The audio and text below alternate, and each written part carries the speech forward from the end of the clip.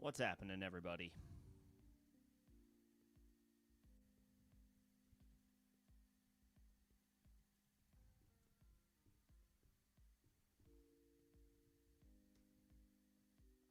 Just letting my Discord folks know that we are up and running. Okay. Welcome to Week 9 Start Sit Help. As always, I will be going over the latest injury updates that we have, over the latest, all of the latest details that we have, as far as what to expect from tomorrow's action, as far as availability. Those who are likely to play, those who are not likely to play, those who are already ruled outright, and what that means for the other players on that depth chart and whether or not they are now fantasy viable. We will get into all of it, and then, of course, your questions.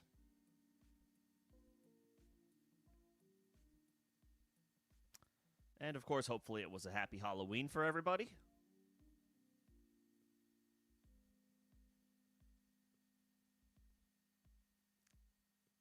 I haven't done the Halloween thing for a little while, but whatever. I have a bunch of random flavored Kit Kats from my trip to Japan earlier this spring. So I had like 3 or 4 of those last night, and then I responsibly cut myself off. I said, "All right, I will be good. I'm not a 7-year-old kid anymore. I shouldn't be eating candy in excess, even though it's still incredibly easy."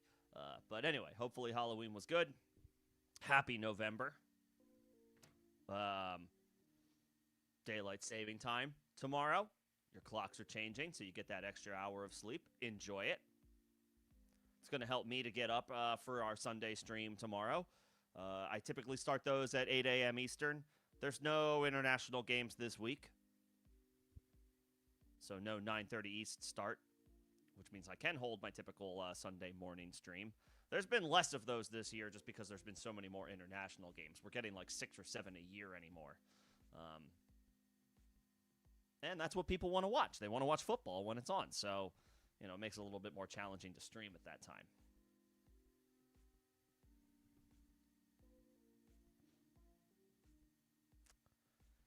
But we'll have one, maybe the extra hour of sleep if I actually take advantage of it tonight.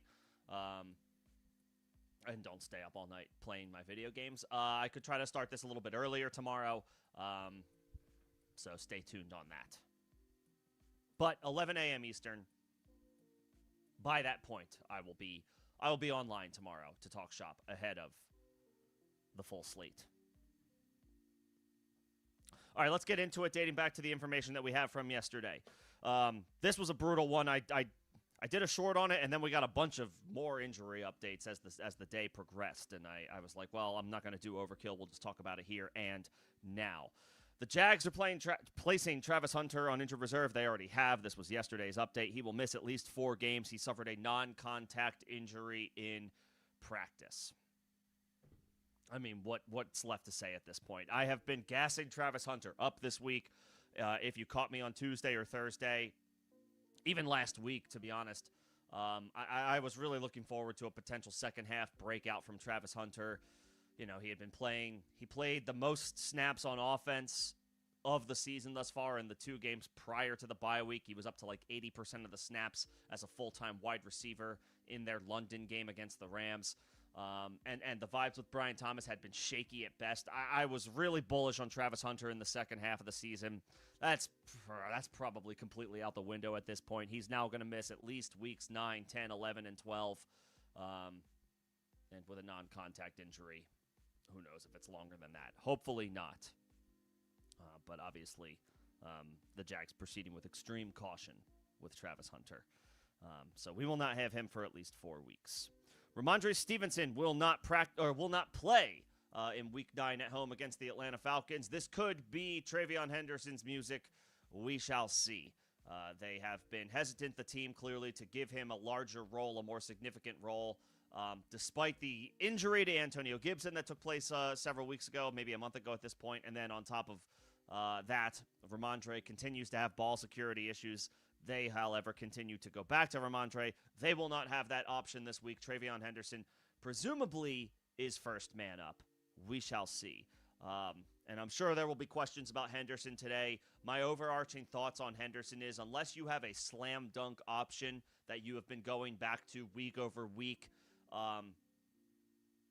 you're playing those guys over Henderson, but any other fringe characters, any flex plays, at this point, I'm rolling the dice with Henderson.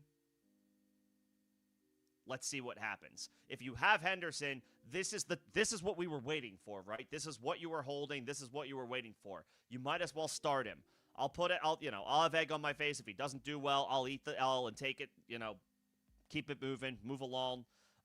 But this is his chance at that ceiling game, at that big performance. I'm putting in my lineup unless I have studs at running back up and down the board.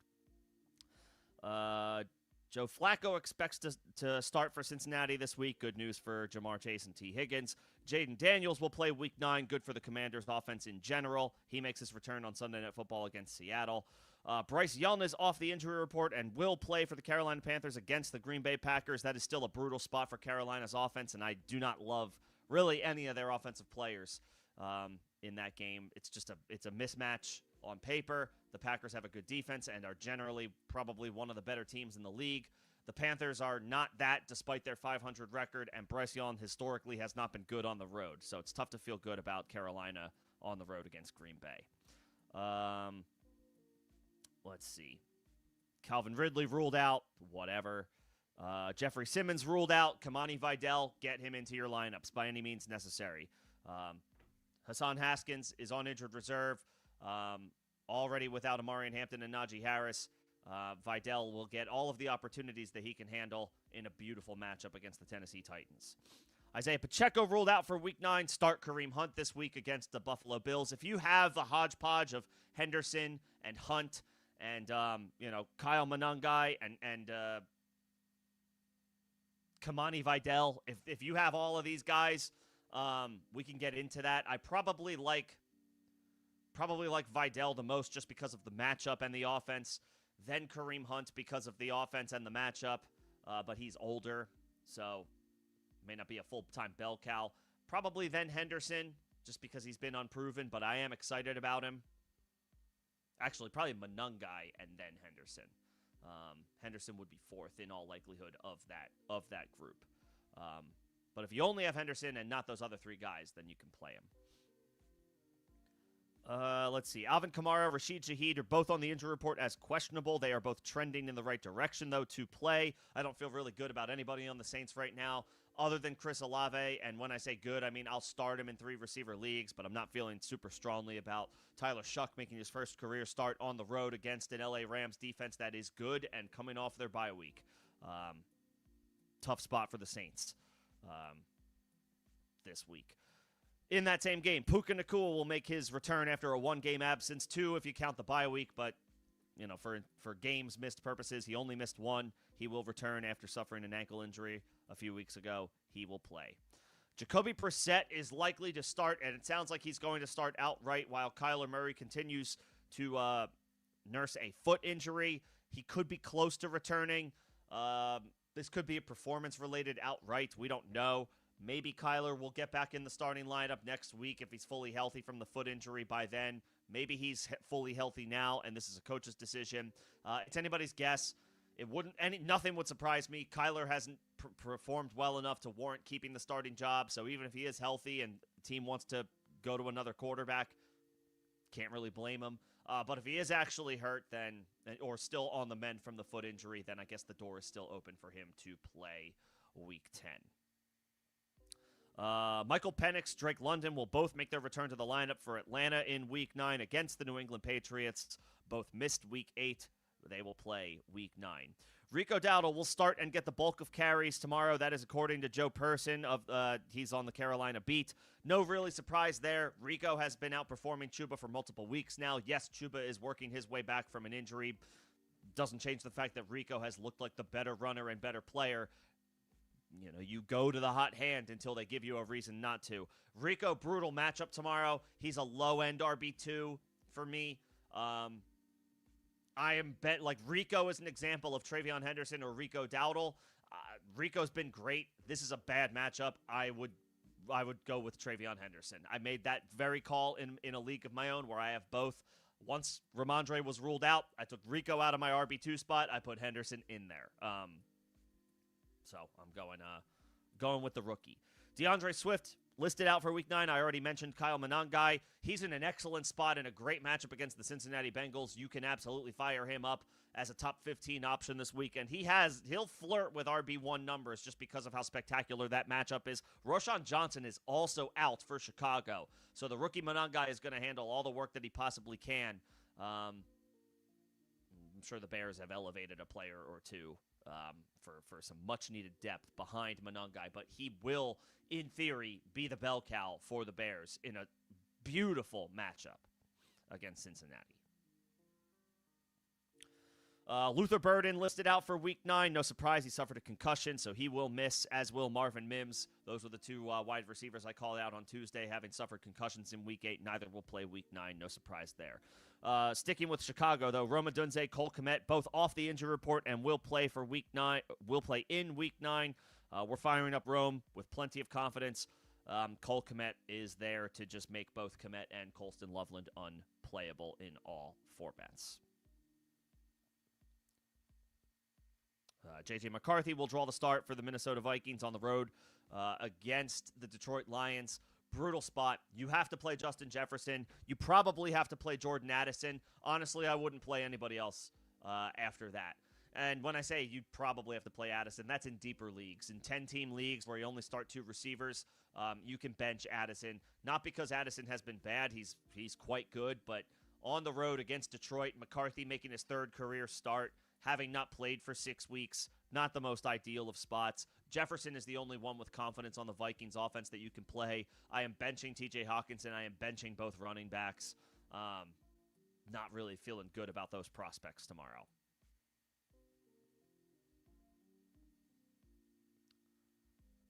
Dontavian Wicks is out for the Packers. Okay, they also have Christian Watson back, so their wide receiver room continues to be musical chairs.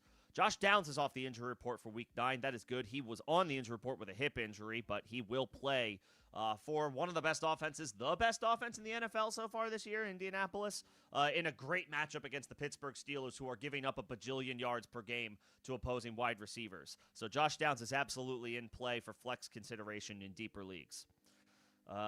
Let's see. Cooper Kupp listed questionable for Week 9. Hopefully you weren't playing him anyway. Ricky Pearsall ruled out for Week 9. Not really sure why San Francisco didn't just put him on injured reserve. This is his 4th straight game.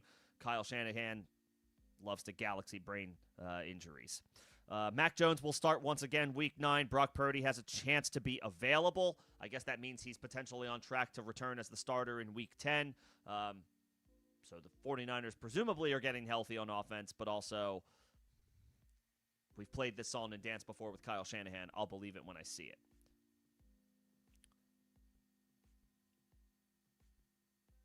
Brock Bowers, Jacoby Myers, both off the injury report for Vegas. They will play Week 9. You are putting Brock Bowers into your starting lineup. No ifs, ands, or buts about it. If it's, Brock Bowers, or you happen to pick up Gadsden while you were working through the Bowers injury, I'm going back to the well with Bowers. I'm going back to the guy that I made a premium draft pick, a guy that I intended to be one of my anchors this year. I'm going with the dude who was the best rookie tight end, one of anyway in history as far as catching the ball last year, and was the tight end 2 on the week in Week 1 when healthy. I'm starting my studs. Brock Bowers is a stud. I'm playing Brock Bowers with no hesitations. Jacoby Myers, different story. Nothing scary about the matchup, but it just hasn't been his year. The vibes are not great. He wants to be traded. Geno Smith has been awful. Myers is on your bench. Nice to have healthy depth, but that's what he is right now, healthy depth. I'm not putting in my starting lineup. Amari DiMercato, I believe, is off the injury report and should play on Monday night for Arizona against the Cowboys, but it will be Bam Knight getting first crack at lead back opportunities. He's in a great matchup against the Dallas Cowboys, and I guess I do trust the Arizona Cardinals offense a little bit more with Jacoby Brissett starting than I would with Kyler Murray, at least as far as the prospects of production for other players not named Kyler Murray. So Bam Knight is a perfectly fine running back option if you've been hit with injuries or bye weeks. He's in that hodgepodge of options that I mentioned earlier. Travion Henderson, Kareem Hunt, Kamani Vidal. Vidal might be a step above that as far as hodgepodge because of the matchup, and same with Kyle Monangai. Bam Knight in that same range, like perfectly playable options as RB2s with upside. Nico Collins is off the injury report. You are getting him right back into your lineup, even though it is a brutal matchup against the Denver Broncos. They will not have Patrick Surtain. So, what has previously been a concern for wide receivers going up against the Denver Broncos this year is not the same for Houston and Nico Collins this week. They will not have Surtain.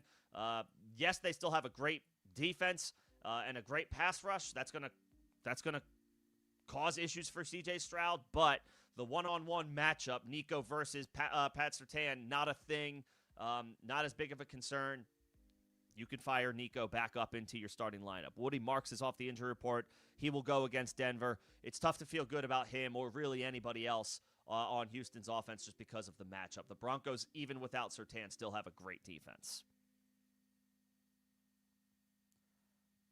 Brian Thomas is off the injury report. You're playing Brian Thomas. Hey, you made him a first, maybe a second-round pick, maybe a first-round pick, nothing less than a second-round pick. So we had all types of hype and faith and belief in Brian Thomas this year. So you could fire him up. Travis Hunter, again, not going to play on injured reserve.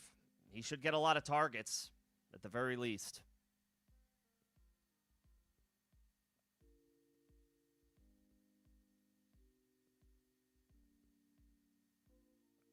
And then some elevations from the practice squad. Britton Brown for the Bears. Okay. Clyde Edwards-Helaire for the Chiefs. Okay.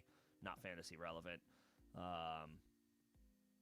And DeMercado is officially off the injury report for Monday. It sounds like it actually could be a bit of a full-blown committee for Arizona. So while Bam Knight should get the start, and that could be coach speak, the matchup is still really good. Maybe he's more in the RB3 flex territory, but Bam Knight,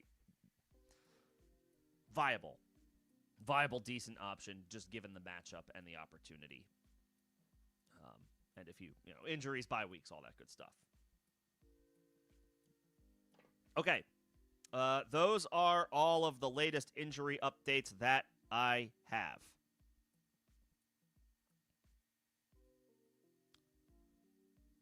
I will now get into your questions.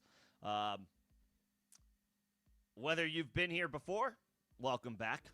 Whether you are here for the first time, welcome in.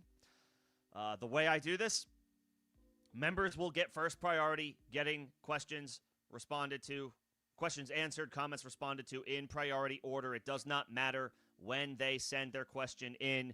I will get to them first. That is a perk of being a member of the channel. You can find details about becoming a member of the channel in the first link in the description of this live stream. If you send a super, if you were feeling generous enough to send a super, that would also be a line jumper to get your question answered faster and in priority order. You may also get a little bit more out of me as a paying customer as far as my thoughts and my ultimate answer to your question or comment. If you are not a member and do not send a super, I will answer your question, but I do ask for some patience. I will be working through the paying customers first. That's just the way the cookie crumbles. If you are enjoying the conversation, though, regardless of whether you are a member or not, if you are enjoying the stream and the engagement, the conversation, if you could just like the stream, that helps me out for algorithm purposes. Appreciate that in advance. Let me see. What members do I have in here? I see Evan. I see Bobby. And that's it for now. But thank you both for coming in. And, of course, everybody. Let's get into it. Played Andrews on Thursday night. That worked out. Well done. Well done. Wasn't expecting a 2-touchdown performance from Andrews, but lo and behold, he delivered if you put some faith into him. He caught 2 touchdowns. I don't care how many catches he had. He got you. He did his, from a fantasy perspective, he did his job. We don't want to, it's like, thanks for the 2 scores. Not worried about, thanks for the 2 scores. Not worried about the number of catches. Put up a great number. Rojo rejoining as a member. Appreciate you, sir. Thank you for officially re-upping. I can shout out that username. I usually do anyway. Rojo is one of my day ones, but official re-up. I got you with the questions. As far as priority order. Let's see. I see Bobby. Do you drop R.J. Harvey for Emmanuel Wilson to handcuff Josh Jacobs? Mm, hmm.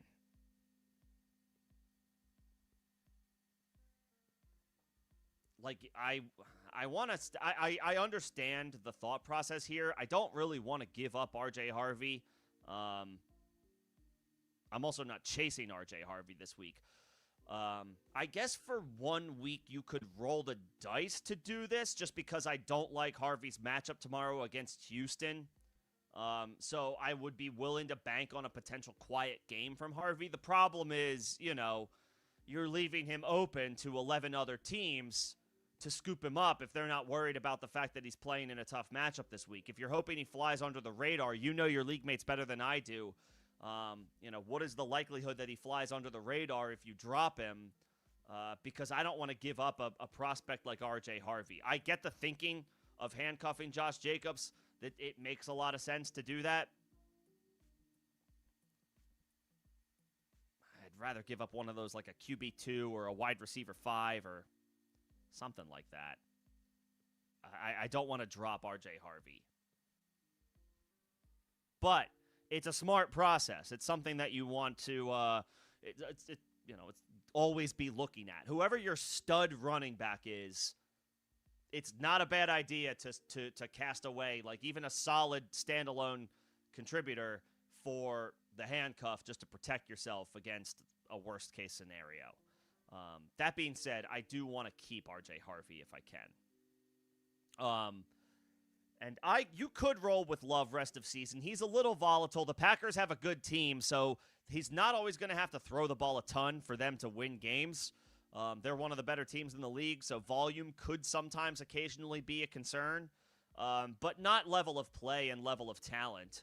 I'd be fine dropping a QB2 to grab Emmanuel Wilson, and then you just rock with Love the rest of the way. You could do that. I would probably prefer that to dropping somebody like Harvey. You could drop a QB2, whoever that is, to pick up Wilson.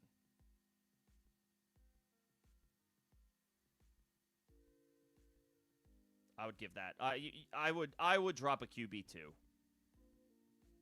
just to load up on running back quarterback or running back wide receiver depth. And in this case, get a handcuff for my stud running back. I'm okay with that.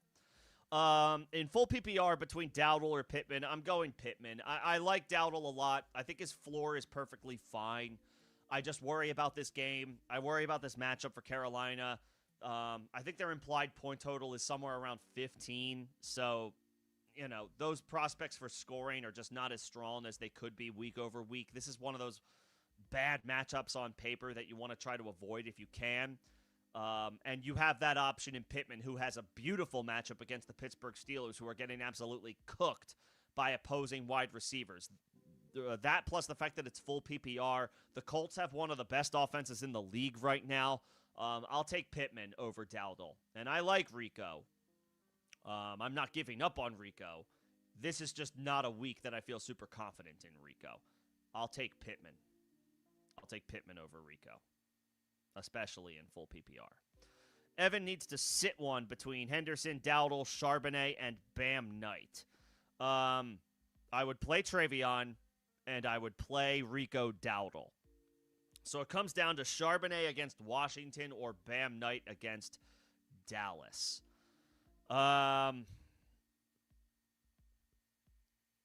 Charbonnet. I'll say play Charbonnet because he's getting the goal line opportunities for Seattle. Charbonnet is not good. Let me make that very clear. Charbonnet is not a starting caliber for the rest of his career running back at the NFL level. He's an inefficient runner. He has some nice runs here and there, but on the whole, he's a pretty inefficient runner. He's not a long-term answer, I don't think, for Seattle. But then, of course, he's getting an opportunity because Kenneth Walker's been healthy this year, but he has been unproductive. He's also been unproductive. Neither one of these guys is setting the world on fire. The difference is Charbonnet has been getting the goal line opportunities, so I'll roll the dice with that in a great matchup against Washington. And then Bam Knight, he should get the starting nod if we're to believe head coach Jonathan Gannon. And I feel a little bit better about Arizona's prospects in this game just because of Jacoby Brissett. But it could be a hodgepodge committee with DeMercado now that he's back healthy, and I think they've re-elevated Michael Carter from the practice squad. So they're going to use all three of these guys in theory. At least Charbonnet just has Walker to contend with, and it's just the two of them. And we know, if these past few weeks have been any indication, Charbonnet's the one getting the goal line opportunity. So I'll say play Henderson, play Dowdle, play Charbonnet.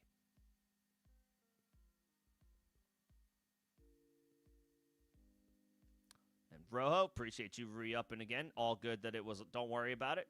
Appreciate you always coming in and hanging out. We'll flex London, Keenan Allen, DK, or Walker. London's got the Patriots.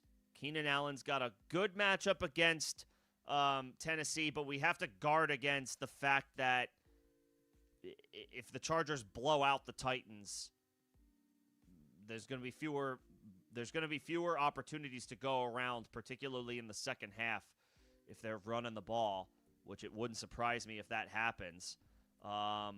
So he's not as, looks can be deceiving, and I think this matchup for Keenan Allen, I think it's solid, it's fine, but I would go London. He is his team's wide receiver one. Keenan Allen is not definitively that for LA. Lad McConkey appears to be kind of rounding into form. I'll take London here. DK is a nice flex appeal guy, but there's a talent level tier break here with these other options. And Walker, I just don't trust Walker right now, man. I just don't trust Walker. There's been a trade. The Baltimore Ravens are sending Jair Alexander and a 7th round pick in 2027 to the Eagles for a 2026 6th rounder.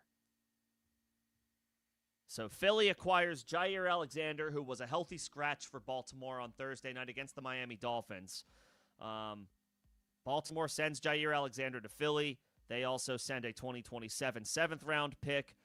Philly sends a 2026 6th round pick this year to Baltimore. There's a little trade going down during the stream.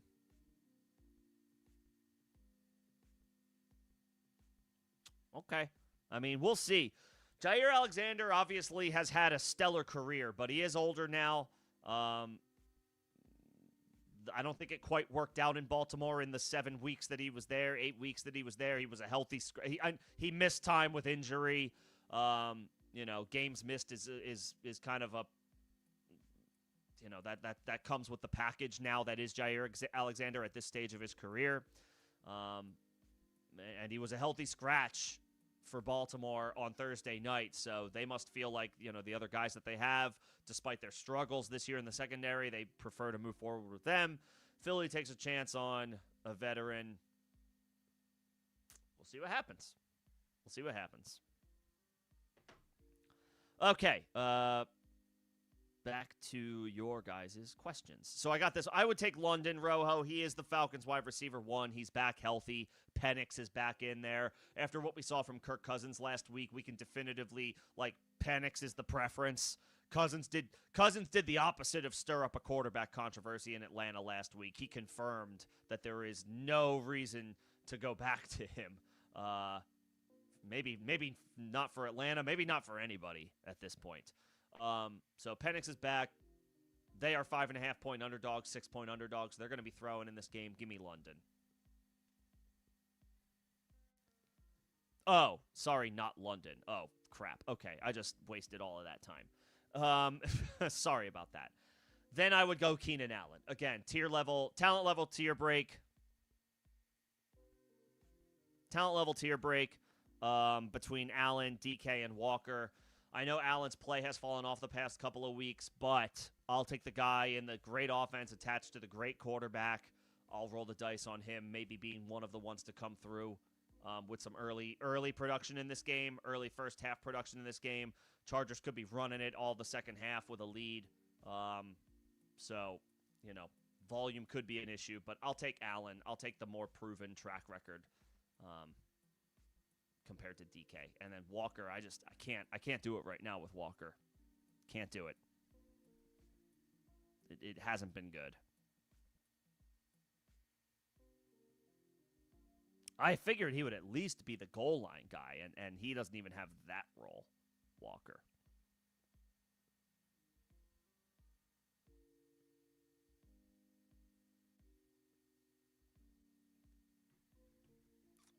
Yeah, I'll go Allen. What's going on, Nino? Good to see you. Do you drop Burden for Tootin or Knoll, or just hold Burden? I'm fine dropping him for Tootin if you feel good about your wide receivers and you don't have an IR spot to stash him in since he's going to be out this week. If you like your wide receiver depth, I would be fine with grabbing Tootin. I'm always on board with stashing running backs. As many running backs as you can theoretically stash. That's for anybody. Again, I talked about this past week. You're good at running back until you're not. Look at just what happened this past week. DeAndre Swift is not going to play this week after suffering an injury. Pacheco is out this week. Ramondre Stevenson is out this week. We lost Cam Scatabo to a severe injury. Who else got hurt? Somebody else picked up an injury that I'm blanking on. The point is, the running back injury turnover rate is always significantly high, always high risk. I am always on board with stashing as many running backs as you possibly can. If you feel good about your wide receiver depth, I would drop Burden for Tootin. That's fine with me.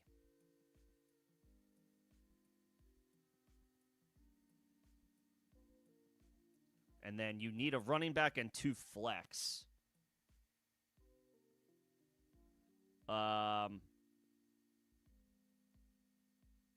ETN against the Raiders would be my running back. I don't trust Walker. Even though it's a good matchup against Washington, I don't trust Walker right now. And Woody Marks is in a brutal matchup against the Denver Broncos. So I'll take ETN as my running back. And then your 2 flex, I would go Higgins.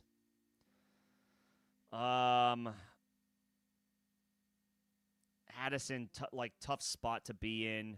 JMO, tough spot to be in. He just hasn't really done anything.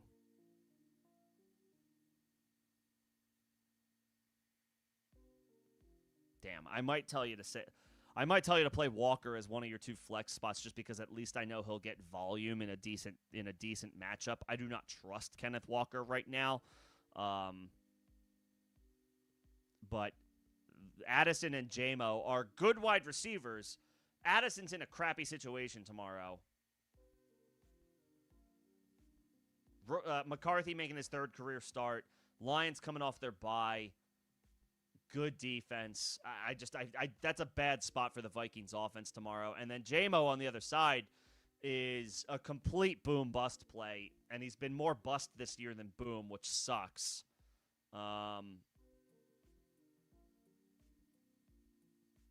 So it's hard to have a whole lot of confidence in them right now. More so JMO, just because of how many down performances there's been. I will say Walker, ETN, and T. Higgins is where I would go here. I don't want to drop Harvey, and I don't want to drop Spears. I really don't want to drop Rashad Smith either, but I guess that would be the name that I drop.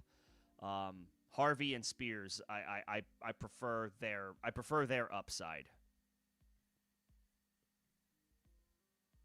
I prefer their upside.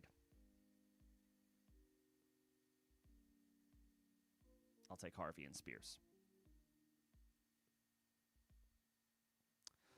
Okay, continuing to move along. Again, for anybody just joining, appreciate you guys coming in. I got to get to my members first, and then I will get to everybody else, but I see your questions. I will get to them.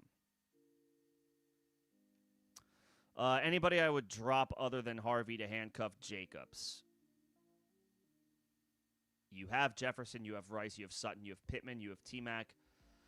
I would probably drop Christian Watson. And I know you're a Packers fan, Bobby, and I know you're, hey, I like, if it's more fun, if fantasy is more fun for you to have a smorgasbord of your favorite team's players on your team, I'm not going to tell you to change that because at the end of the day, we want to make sure we have fun. But also, we want to win, right? We want to win. And if you only start 2 wide receivers, you have Jefferson, you have Rice, you have Sutton, you have Pittman, you have Tet McMillan. Like, you're good at wide receiver. You have the 5 receivers that you need. You do not need a wide receiver 6. You do not need Christian Watson. He's talented, but he is your wide receiver 6 of this group. I would rather have another running back. I would drop Watson. I would drop Christian Watson to pick up Wilson. And then you could just exchange a Packer for a Packer. So you're still getting a Packer on your team. It makes more logistical sense for you to have Wilson because you have Jacobs. I would drop Christian Watson. That's where I would go.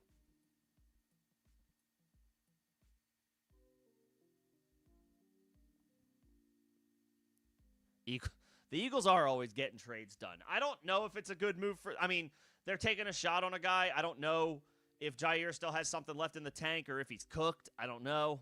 But we'll see. Maybe another change of scenery will get him excited. And his next game, the Eagles are on bye this week, but the Eagles and the Packers play each other in Week 10, so it's not out of the realm of possibility that Jair suits up for the Eagles and his first game for them is against his old team. That could be kind of fun. That could be kind of fun.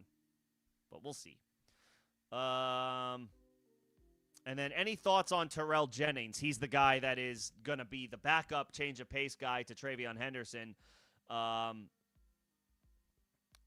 mean, look, like I mentioned, I am not sitting here with all the conviction in the world that TreVeyon Henderson is going to completely take over and this is going to be his ceiling game and he's going to dominate touches and dominate opportunities and look great doing it. I hope that happens. I don't know that it's going to happen. What the coaching staff has done this year and how they've handled the backfield tells me that he's not going to get, 20 carries or 20 opportunities, and Henderson is probably not built for that type of workload anyway. You probably prefer to give him 12 to 15 carries and then try to get him somewhere in the 6 to 7 target range, 5 to 7 target range, and let him get his 15 to 20 opportunities that way. I would hope that comes to fruition. Therefore, it would make sense for Jennings to get some opportunities as the running back, the guy who's getting the punishing opportunities, the between the tackles opportunities, the between the tackles carries and handoffs. He's on the watch list in deeper leagues. He's not a guy that I can tell you to start. But you can put him on your watch list, and if you have a deeper roster, if you have a deeper league, if you have a dynasty league and he wasn't rostered, now's the time to scoop him.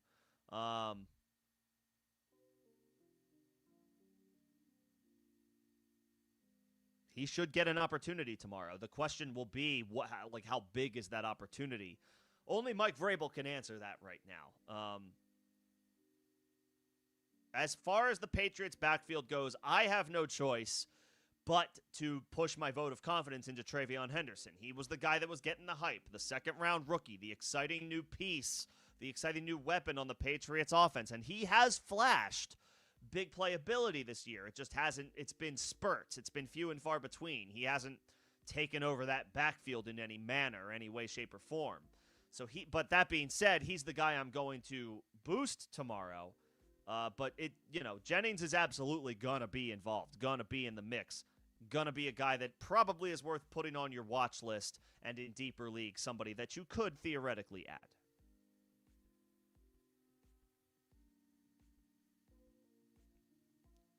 All right.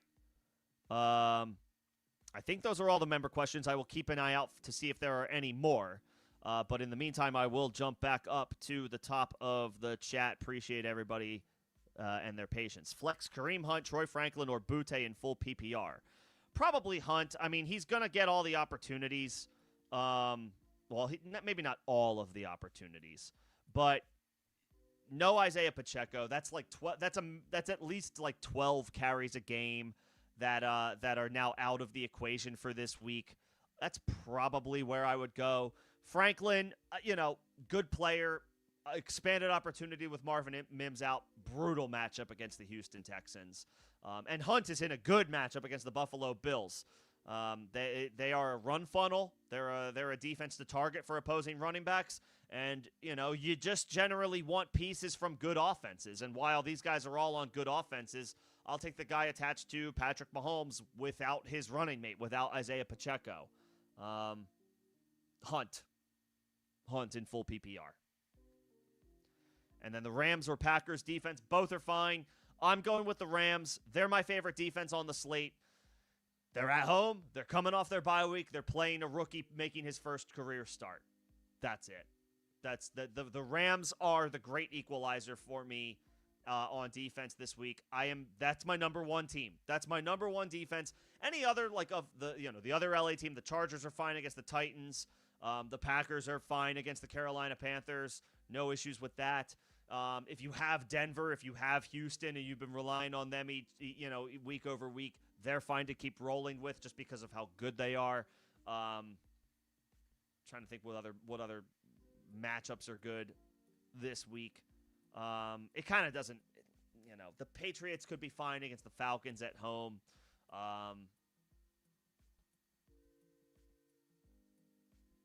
And the Lions should probably be fine against the Vikings. I'm playing the Rams. I'm playing the Rams anywhere I can. They're my number one defense this week. Good day to you as well. My thoughts on Bam Knight and Michael Carter. Yeah, I mean, it could be a committee. Bam Knight could get first crack. If any one of these guys fumbles, they will probably not see the game again. Anybody's guess as to whether or not that happens and who would actually potentially do it. Tough spot, tough choice to make. Bam Knight apparently is going to get first crack at opportunities. They could play all three running backs that they have available to them. Maybe they just rock with Bam Knight. It is a great matchup against Dallas, so any one of these guys could do well. Maybe multiple backs do well. The question will be who. Bam Knight probably has the best chance just based on coach speak. We've been fooled by coach speak before, but it's all we have to go off of. So I'll say Bam Knight is on the RB3 flex radar. He's going to have a little bit of upside because of the matchup, but he's, like I said, he's more on the RB3 radar than like the RB2 radar. Carter is tough to trust. They just cut him. And I know they brought him back, but they just released him to bring him back to the practice squad, which means they weren't concerned about losing him to another team, and that's exactly what happened. So I'll say Bam is the preference over Carter.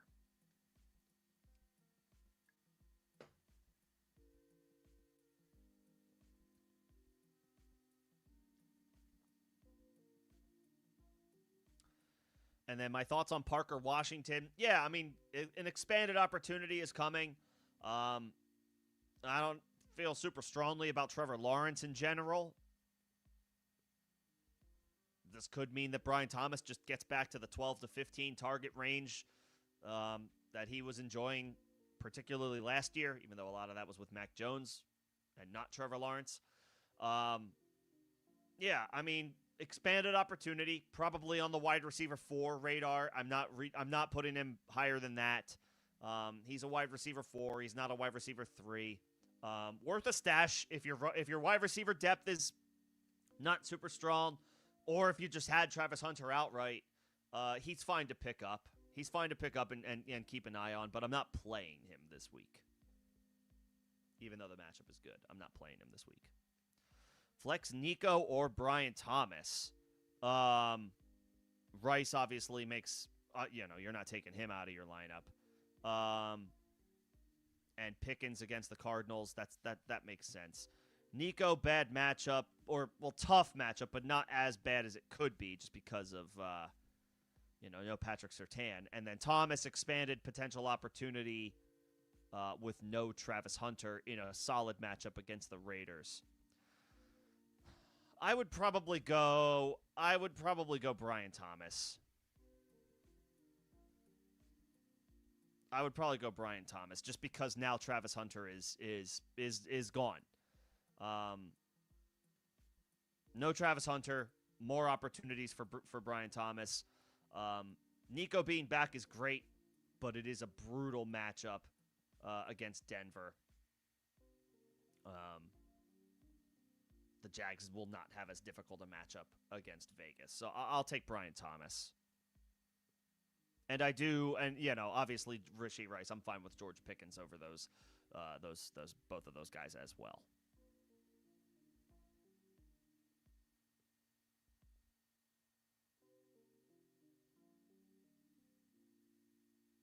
What's going on, Sport Dog? Good to see you. Somebody dropped Brock Bowers. Somebody's an idiot. Well, that's one man's trash is another man's treasure. Well done. Yeah, I would probably drop Kyle Pitts. Kyle Pitts has been solid this year, but it's Brock Bowers. I mean, and 18 league, you probably have shallow, it's like shallow leagues. That means like lots of talent on lots of rosters. I mean, you don't have to drop Pitts outright unless there's another guy out there that you're looking to grab. But you don't need Kyle Pitts anymore if you have a healthy Brock Bowers. As far as I'm concerned, you don't need him. It depends on who's available to you, of course. And I don't need to start him either. I don't need to start Kyle Pitts. I would rather start a running back or a wide receiver. I don't want to start 2 tight ends. You have Brock Bowers back from injury. I'm just rocking with Bowers and playing running backs and wide receivers everywhere else that I can. So I wouldn't play Pitts. I wouldn't play Pitts.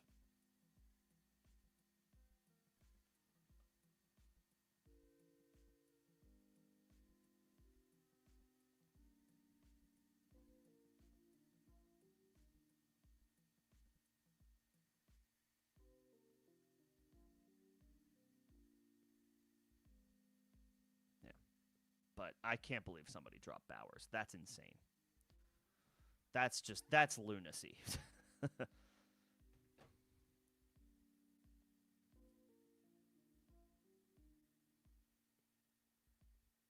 Okay. I got this question. My answer was Brian Thomas. Knicks, Rodgers, or Jacoby Brissett?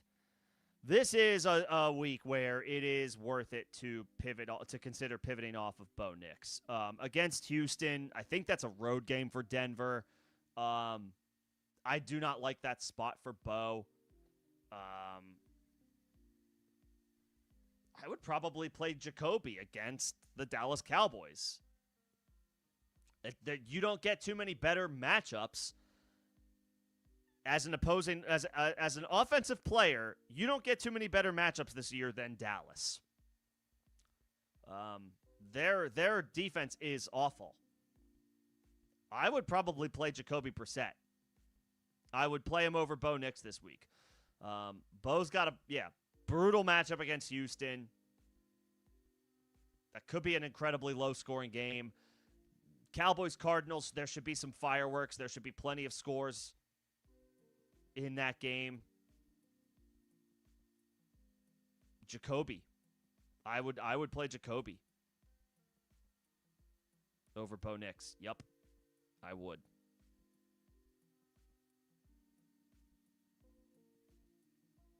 Yeah, you can wait to make a call, Evan, because Charbonnet doesn't play until Sunday night and Bam doesn't play until Monday night. So you can kind of get a feel for what you might need, or what you might prefer, after the early slate. Always keep an open mind if you have an option for Sunday night and an option for Monday night. Yeah, take as much time as you need. You don't need to lock it in right away. That's the beauty of those late games.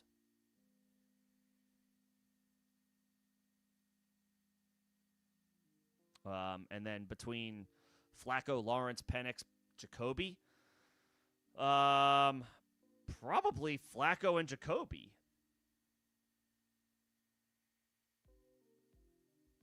Probably. I mean, Lawrence just lost. I mean, it's a good matchup, but he just lost Travis Hunter.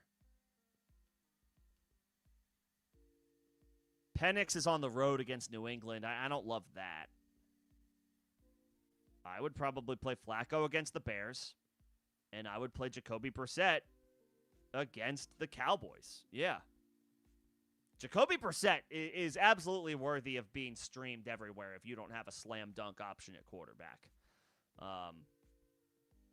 You don't get too many better matchups this year than getting the opportunity to play the Dallas Cowboys.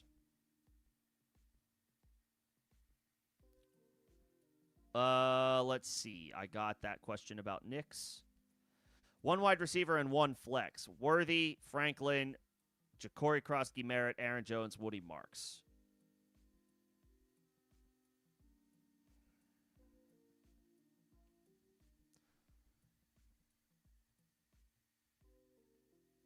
These guys are this is tough. I would probably plan to play Worthy just because I think he's the most talented of this group.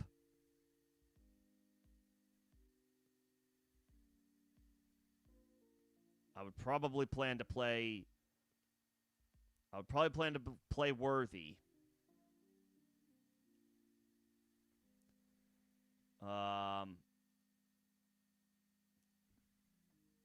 Big game against the Bills. I like his chances to make a big play. I'll take Worthy, and then I'll take Franklin as well. Even though it's a bad matchup, the other guys on this list also have bad matchups. Franklin has an advantage, though, because Marvin Mims is out, so in theory he should see a few more opportunities. Singletary will probably be on Sutton. That should free things up for Franklin at least a little bit, maybe not a ton. Again, Houston has a really good defense, but he has a pretty good opportunity. Franklin does with no Marvin Mims. I'll say Worthy and Franklin.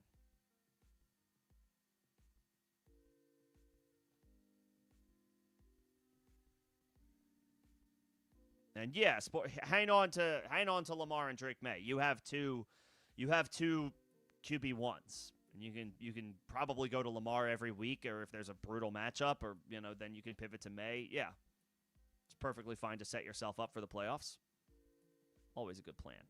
If you can, of course.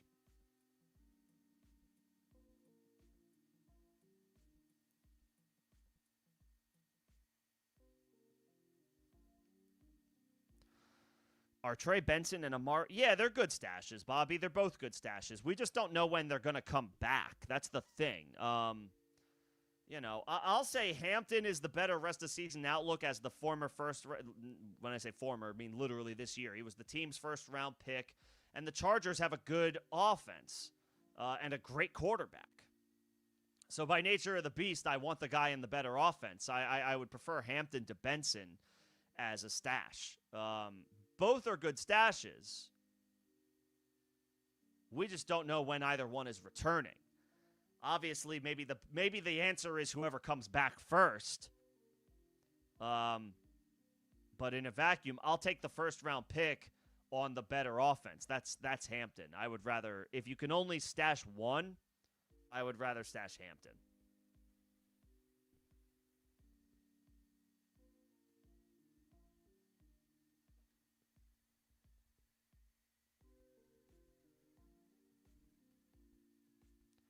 And then sit one wide receiver of this group. Debo.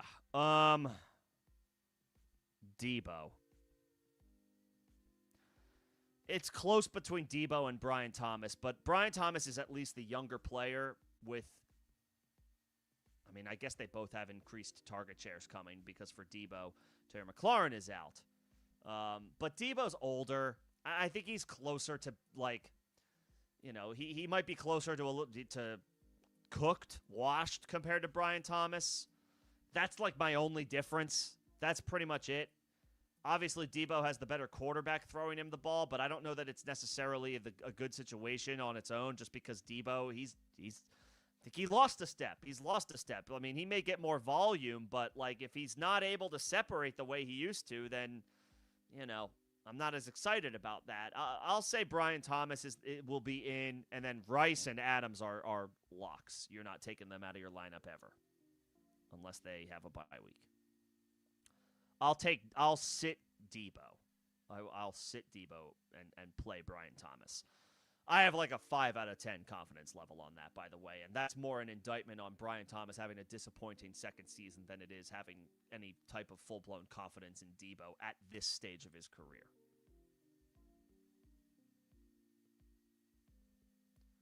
Okay, where did I leave off?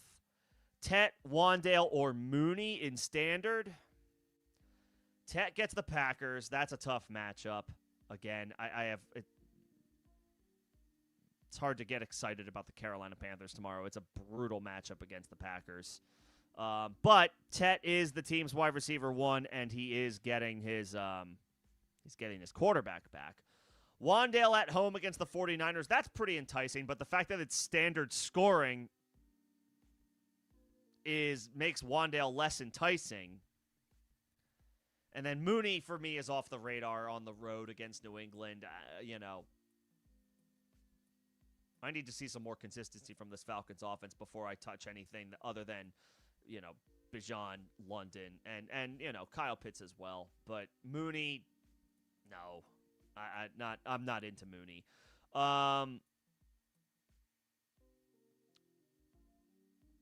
I'll say Wandale. I think the matchup is better. I know the standard scoring makes him a little less tougher to trust, and Tet is his team's clear-cut wide receiver 1. But it's a bad matchup. I'll take Wandale at home in a solid matchup against San Francisco. But it's close. It's close. Okay, I got the member questions down here, and then Charbonnet, Pollard, or Emmanuel Wilson. I really do not want to play Tony Pollard. And Emmanuel Wilson is good, but a handcuff. I guess he could come through tomorrow in a good match. He could come through in a good matchup against Carolina. I would probably play Charbonnet, though. It's a good matchup against Washington. Charbonnet is boring. He's not a spectacular player, but he is getting a lot of opportunities, and he is getting the goal line looks for Seattle.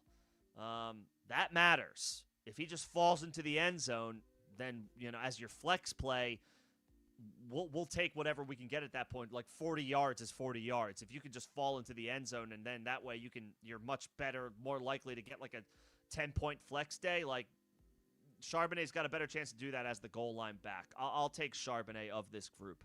I don't want Pollard.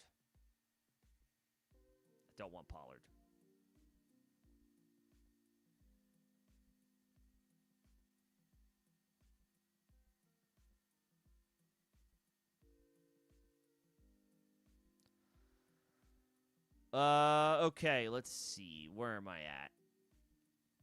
Someone dropped Kyron Williams? Dude, people are insane. All right, let their crazy decision be your reward. Yeah, I mean, look, you can't play that game though, right?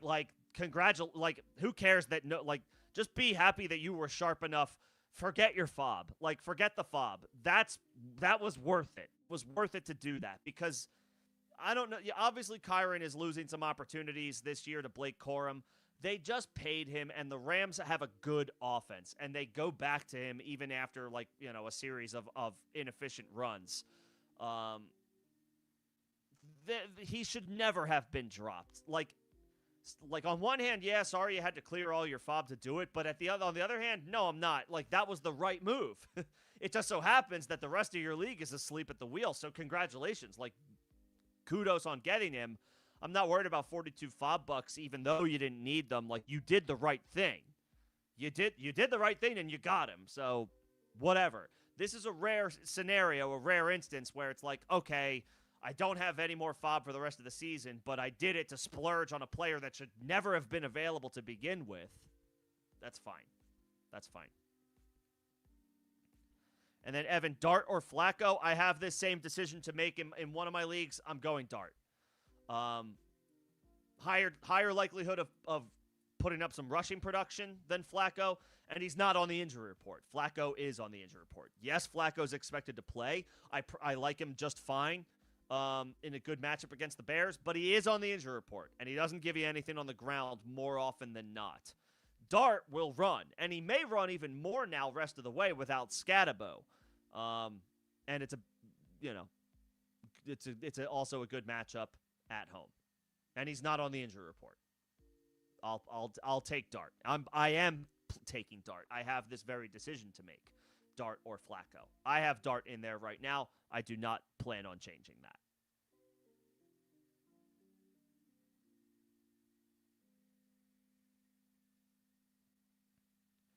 Start Woody or Henderson. Henderson, baby. I'm in on Henderson. Obviously, Woody Marks has been solid this year, but it is a brutal matchup against the Denver Broncos. Yes, they do not have Patrick Surtain, but their defense as a whole is still good. Very good. I expect few points to be scored in that game tomorrow. It's heavyweight defense against heavyweight defense. I'll take Henderson at home against the Falcons with no Ramondre Stevenson. It's a bit of a dart throw, but honestly, Woody Marks is a dart throw too on that offense. I'll take Henderson. I'll take the shot that he gets the expanded opportunity that we've been waiting for and that he does well in a good matchup tomorrow against Atlanta. Yeah, someone dropping Puka last year. That's crazy. Always keep an eye on the waiver wire. You never know what your league mates are doing or thinking. If they happen to do something that you're like, why would you ever do that? You're the one that's ready to pounce to pick that player up. That's crazy, though.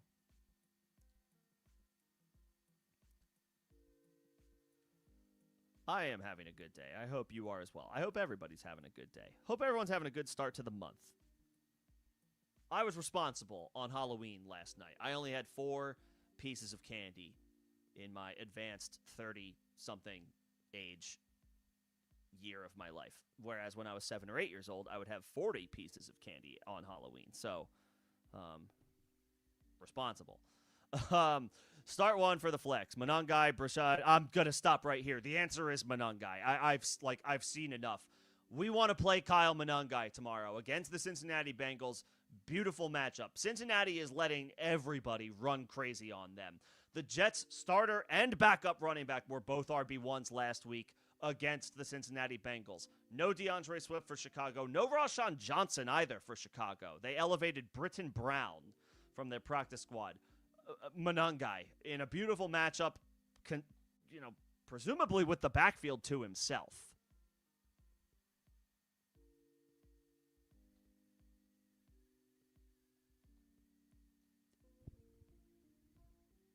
Presumably to himself, yeah.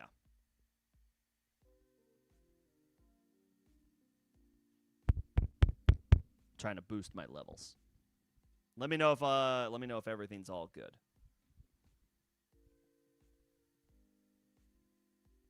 But appreciate the heads up. Yeah.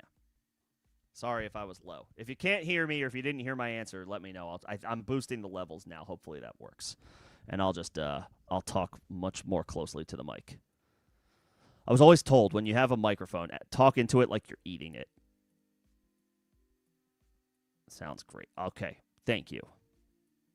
Always appreciate the technology checks. You never know. I am not a wizard. I am not an engineer. I am not a doctor. So I appreciate the checks.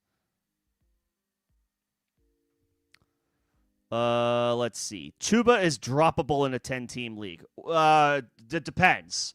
For who? For Monangai? Sure. I can't imagine Travion Henderson is on waivers, but for him, sure. For Kareem Hunt, sure. Especially if you need a win this week. The only situation where Chuba is not droppable is if you have Rico Dowdle.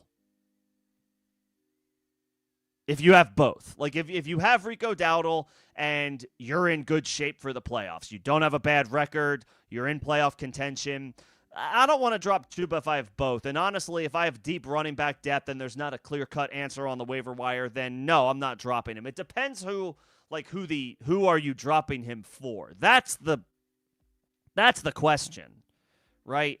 Is it to pick up Monangai and play him tomorrow? Then sure, go for it. Is it to pick up, Terrell Jennings and, you're just looking for upside somewhere else? Then I'm not as excited about that. It depends on who you'd be dropping. I wouldn't I wouldn't drop Chuba just for anybody. If you sorely need a win and Monangai is still out there, then sure, fine. But I'm not dropping him just for nothing. It would depend on who's available.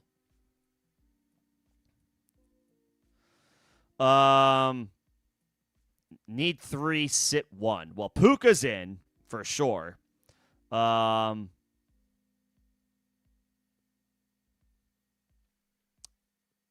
would probably play Keenan Allen over DK, Chimere DK, even though, I mean, he's very interesting, but Keenan Allen has the track record.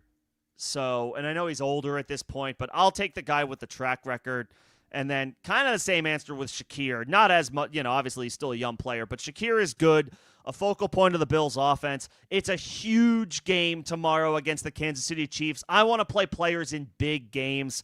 I feel like that increases the likelihood that they do well if it's a back-and-forth game, all hands on deck type of situation. Everybody needs to contribute for them to pull it out because each team is a juggernaut and they're both playing each other and they're trying to get a win. They're both chasing other teams for their own division, let alone each other in the conference standings for the playoffs.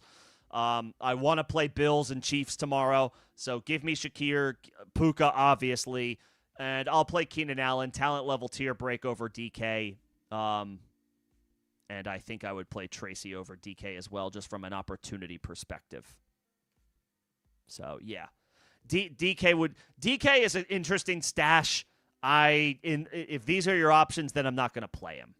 But he's a good stash.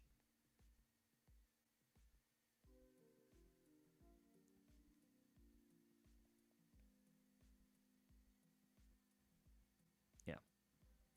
Puka, Keenan Allen, Khalil Shakir. All right, I got my member questions. Caleb Williams, Aaron Rodgers, Sam Darnold. Need one. I mean, Caleb is playing the Bengals. He has been wildly frustrating.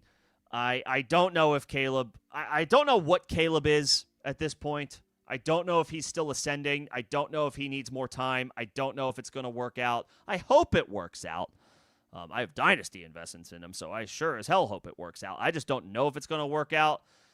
He was in a good matchup last week against Baltimore. Granted, Baltimore was coming off their bye week, and it was on the road, but Caleb failed to throw a touchdown.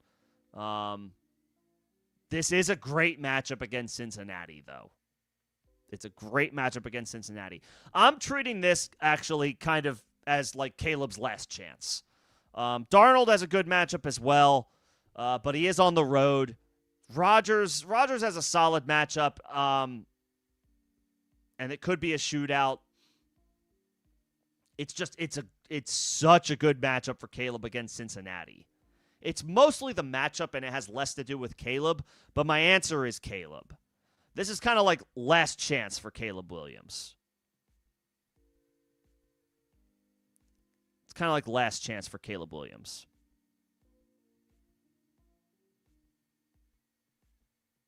Yeah.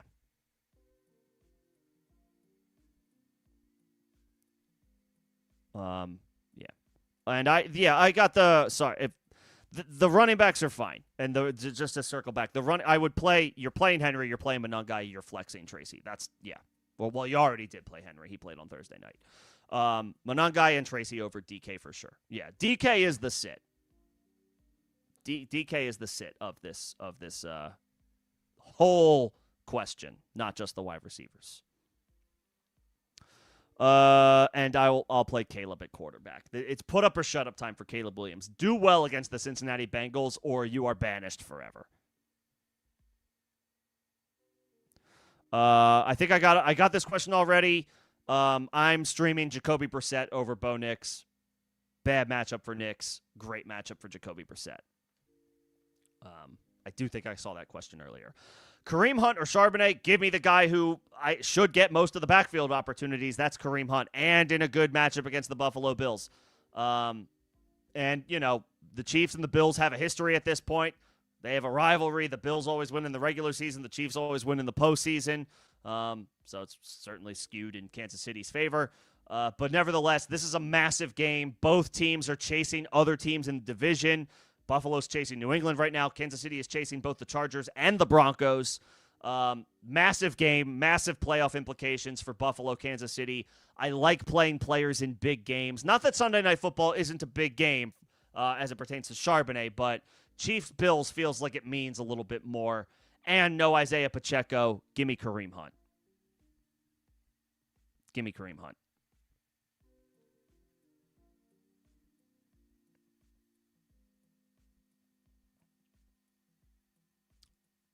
And then, I got that question about Puka. Start Seattle or the Bears defense? I don't really want to start either, to be honest. The Bears have to play the Bengals, who have a good offense, and the Bears aren't great. And Seattle, I mean, they have a solid team, but they got to, Jaden Daniels is coming back healthy. No Terry McLaurin for Washington on Seattle's side. For Chicago, the Bengals are obviously minus Joe Burrow, but they're healthy otherwise. I guess Seattle from these options. I assume the Rams are not available. They're my favorite play this week. I mean, are the Lions available? They may already have been scooped up because they were playing on their bye week last week. They were probably one of the priority pickups coming out of the bye. I guess Seattle. They're a better defense than Chicago. And I guess they have the advantage of no Terry McLaurin. And while Jaden Daniels coming back is not a good sign for opposing defenses, it is his first game back, so maybe there's some rust. Seattle. Between Seattle and Chicago, Seattle.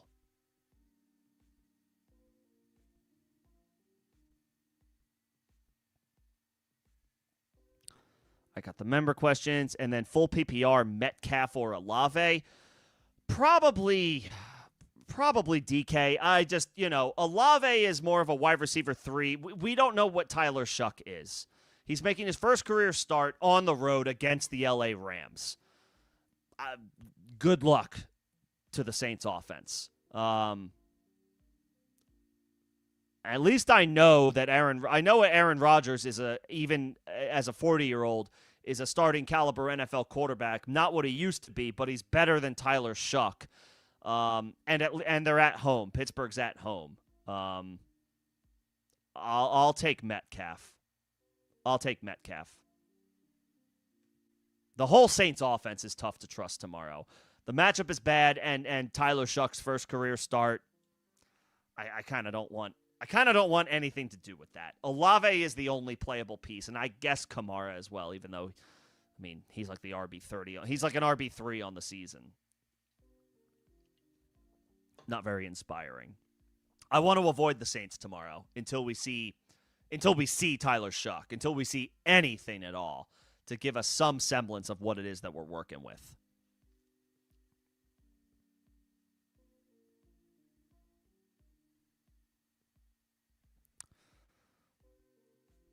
I got this question as well. Give me Worthy, give me Franklin.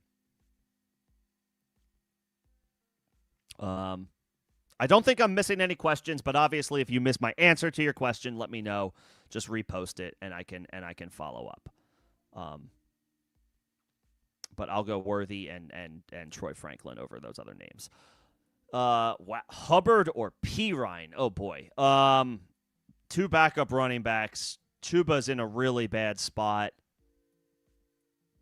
Pirine at least has a solid matchup. Oh, boy. I guess Samaje Pirine. Because he does get third down opportunities.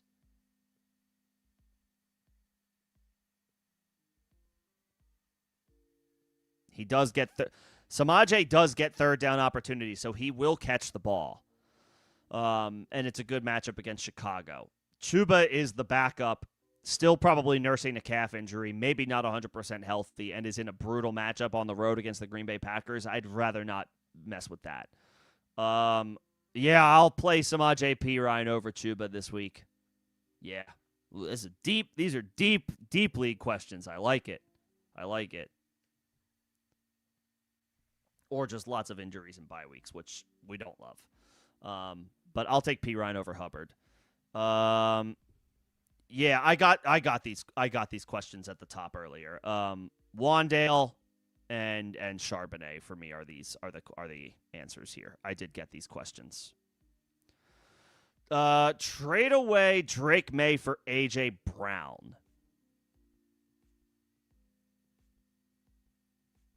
Yeah, I would. Drake May is awesome, but you have Josh Allen. You don't need Drake May. You have Josh Allen. As awesome as Drake May is, we're talking about Josh Allen. You don't need a backup quarterback. And Allen's past his bye, so there's there's no concerns there. Yes, I would do that trade to acquire AJ Brown. Yes. And if that's the best offer you can get, I would do it. I would do that deal. I would. You can boost your wide receiver depth. I know AJ has been up and down, but he's still a baller. We know he's good. May is awesome. You don't need him in one quarterback if you have Josh Allen.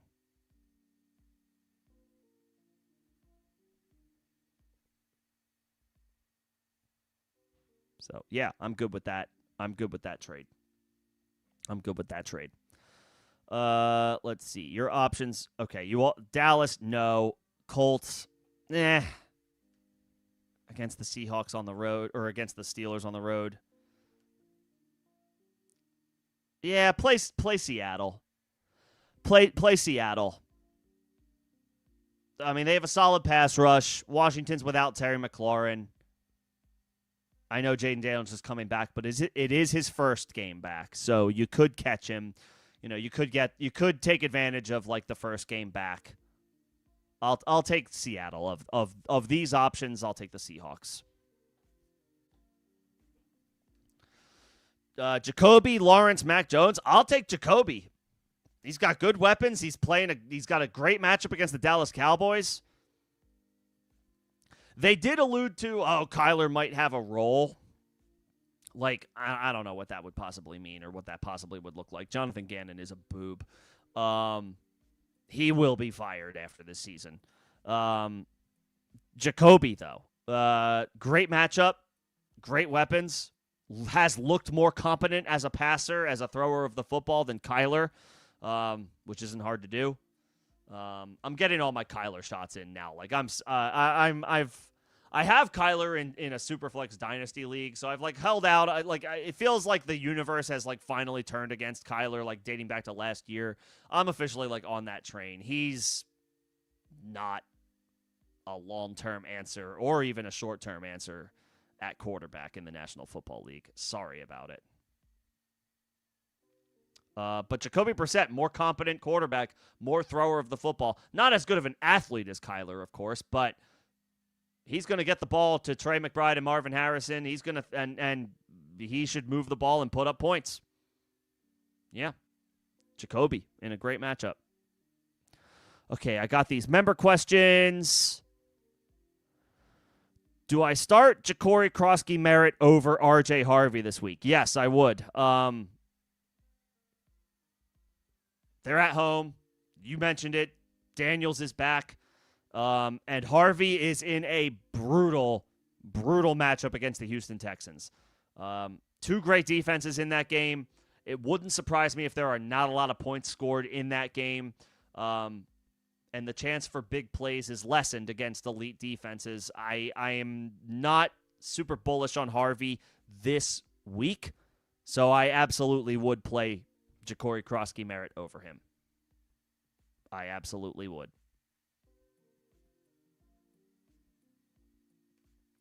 I would. And I do agree with this thought. If you're trying to, Benson, I think Bobby already has Benson, though. But if there's an opportunity to trade for Hampton, you can entertain that as well. Anybody who's at the top of their standings or your playoffs are looking good, Like, your playoff prospects are looking good. Like, Hampton could be worth a buy low to somebody who needs more immediate help in your league if you're looking for some running back depth, because the Chargers, I believe, have their bye week next week. So, in theory, could he come back after that? It's currently unclear. Okay. He's still a viable stash, I think. I think Hampton's worth a stash. He's worth the roll of the dice. On that offense, for sure. Knight, Vidal, McConkey. Okay, we're picking. Okay, this is the whole team.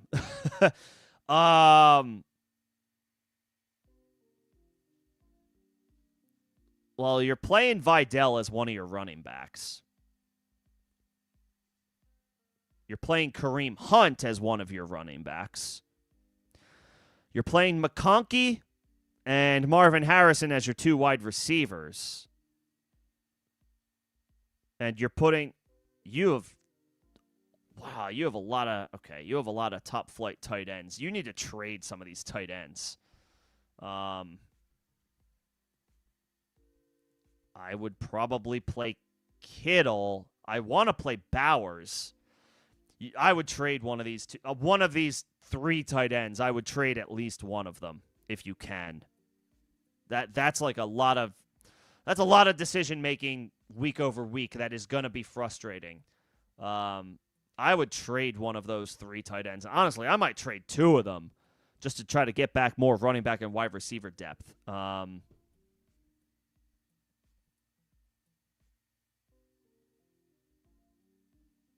But I will say Vidal, McConkey, Marv, Kittle, and Kareem Hunt as your two backs, your two wide receivers, and your flex. And again, I would be aggressive trying to trade some of that tight end depth for some running back or wide receiver help. Either one. It doesn't matter to me. I don't need three tight ends. Especially those names. You can just rock with one of those names rest of the way. And upgrade depth elsewhere. Dropping down to Evan. I have my spot in line. Just getting members first. That is a perk of being a member of the channel. But I see your questions. Please do not repeat them. I will get to them. Unless you missed my answer. And then you can ask it again. Set one between Metcalf, Sutton, DJ Moore, and Deebo Samuel.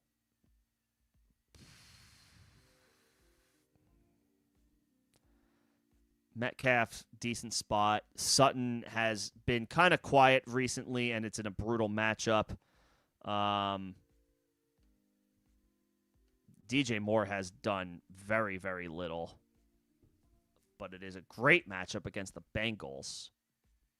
And then Deebo has an expanded opportunity with no Terry McLaurin. I will sit Sutton, Evan. Of this group, I will sit Sutton.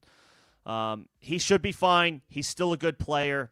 But his participation has been down a little bit the past couple of weeks, and he's going to see Stingley and a tough Houston defense in general.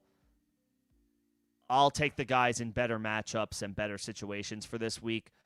I'll play Metcalf. I'll play DJ Moore. I'll play Deebo. I don't feel strongly about sitting Sutton for DJ Moore, but for this specific week, with Sutton going against Houston and Moore going against Cincinnati, I'll play Moore. Okay. I have my spot. It's right here. Do you drop Jordan Mason for Harvey or Spears? I don't really want to drop Mason, but I do want to. I want those guys on my roster. I'd be curious to know who your other options are to drop, to pick one of, if not both of those guys up. I don't want to drop Mason, but I do want those players. Let me know who else is an option, theoretically, to drop to make that happen.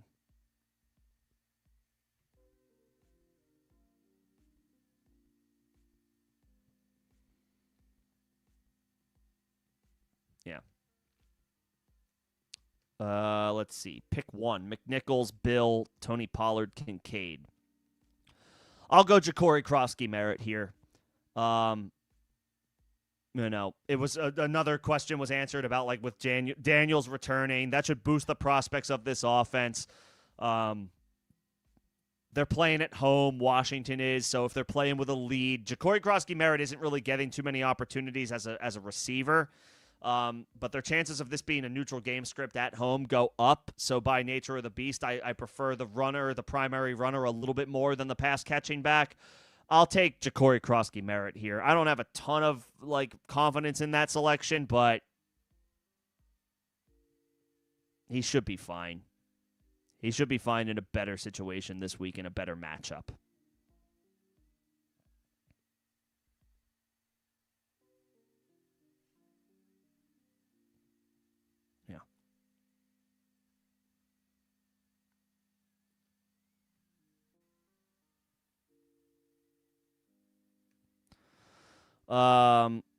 Pick a flex. Debo, Shakir, Jalen Warren, Monangai. Dude, I want to play both of those running backs. How do we get both of those running backs into your starting lineup? That's my question. I really want to play Jalen Warren, and I really want to play Monangai. I might want to play Monangai more than Jalen Warren. That's how bad the Cincinnati Bengals defense is. I will say Monangai, then Jalen Warren, but I want both of those running backs in your starting lineup if there's a way to make that happen. I do not want to sit. I really don't want to sit Jalen Warren, but I would play Monangai as the top option of these names. I would play Monangai. The Bengals are awful, and I don't think they're going to have Trey Hendrickson tomorrow, so.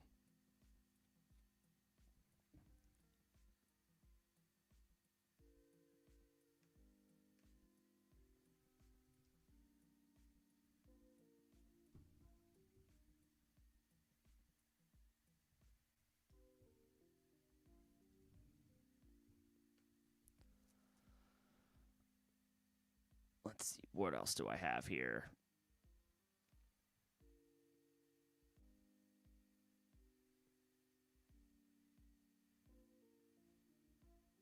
I got the question, the running back question about Monangai and Tracy, etc. Yeah, we're all good. Need one flex and one running back. DJ Moore, Travion Henderson, Kareem Hunt. I don't like DJ Moore this week just because he's been mostly an afterthought this year. I would play those running backs. I would play Travion Henderson with no Ramondre Stevenson against the Atlanta Falcons and swing for the fences. And I would play Kareem Hunt in a great matchup against the Buffalo Bills with no Isaiah Pacheco. These guys, DJ Moore gets an opportunity with no Luther Burden, but DJ Moore hasn't really been doing that much this year. You could say the same thing opportunity-wise about these two running backs. No Ramondre for Henderson, so he should see a boost, and no Pacheco for Kareem Hunt. He should see a boost. I want to play those two running backs. That's what I prefer. DJ Moore,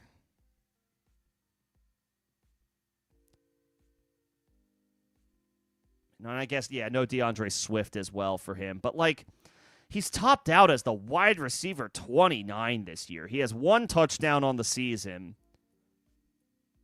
He did have a decent game last week. He had 4 catches for 73 yards. But he was still just a wide receiver 3 that week. Yeah, I'll play the running backs. I'll play Henderson, I'll play Hunt.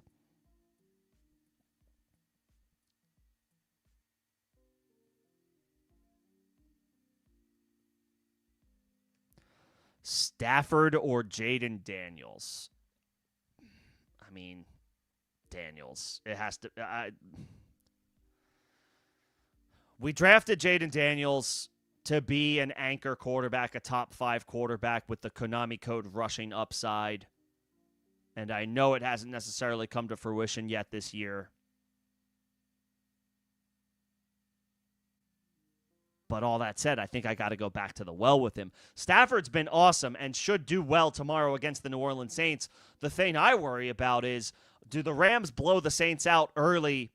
And yeah, that might mean a couple of first half touchdowns for Matthew Stafford, and his line is looking really strong early on. But What if they're just running the ball in the second half because they've got that game in hand and New Orleans poses no threat, which is a very real scenario.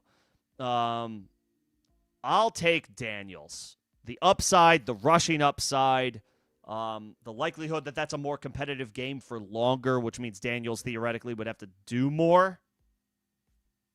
And again, the expectations this year were that Daniels was going to be a top 5 quarterback. Get out there and be a top 5 quarterback for fantasy. Daniels. Not having Terry McLaurin doesn't bother me there. Like, come through. Be the elite quarterback with crazy good rushing upside that we know you can be.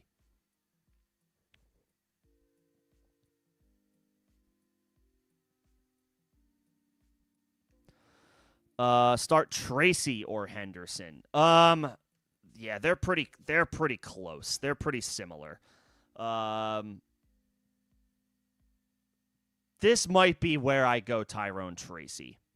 Good matchup. The 49ers defense is in shambles right now. No Nick Bosa, no Fred Warner. They've got a lot of injuries. Henderson I'm excited for Henderson's prospects tomorrow. I want him to do well. I think he's got a great chance to do well. But we have not yet seen the coaching staff commit to him. This will be their first opportunity to do so. Whether they actually do that or not is another question. Tracy, on the other hand, just has a veteran Devin Singletary behind him for opportunities, and Singletary will mix in, but the Giants are 2-6. They're in full evaluation mode. They want to see if Tracy could potentially be a part of their future. Singletary isn't. And I know Tracy's already like 25 years old himself. He's an older guy as far as young, lack of experience running backs go in the NFL.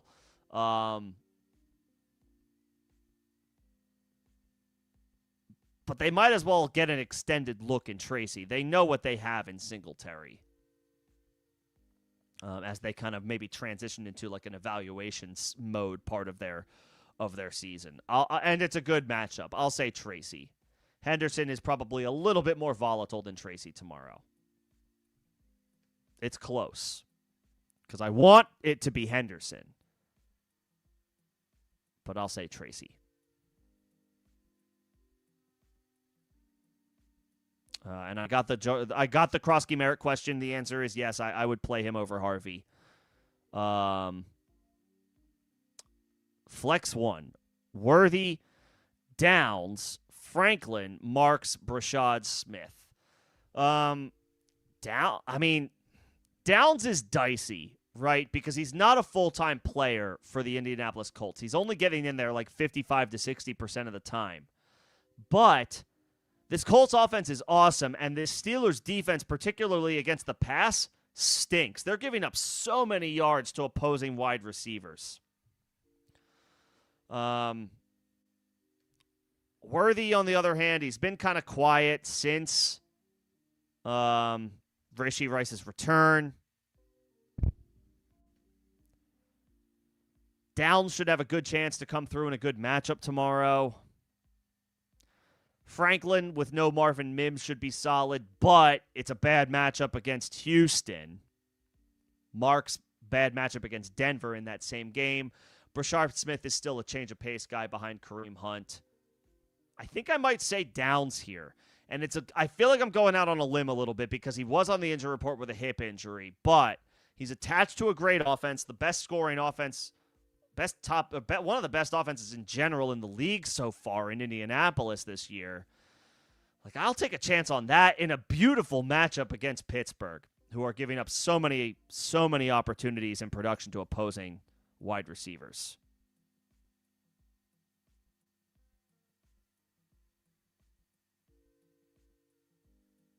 Downs. I'll take Downs. I feel like I'm going out on a limb on that one, but I'll say Downs. Chicago or Jacksonville defense? The Jags are probably actually a sneaky decent option. The Raiders have been awful. Both teams are coming off of their bye week, so that's neutralized. That's negated. Like, no team has a schedule advantage there. And Brock Bowers and Jacoby Myers are coming back healthy.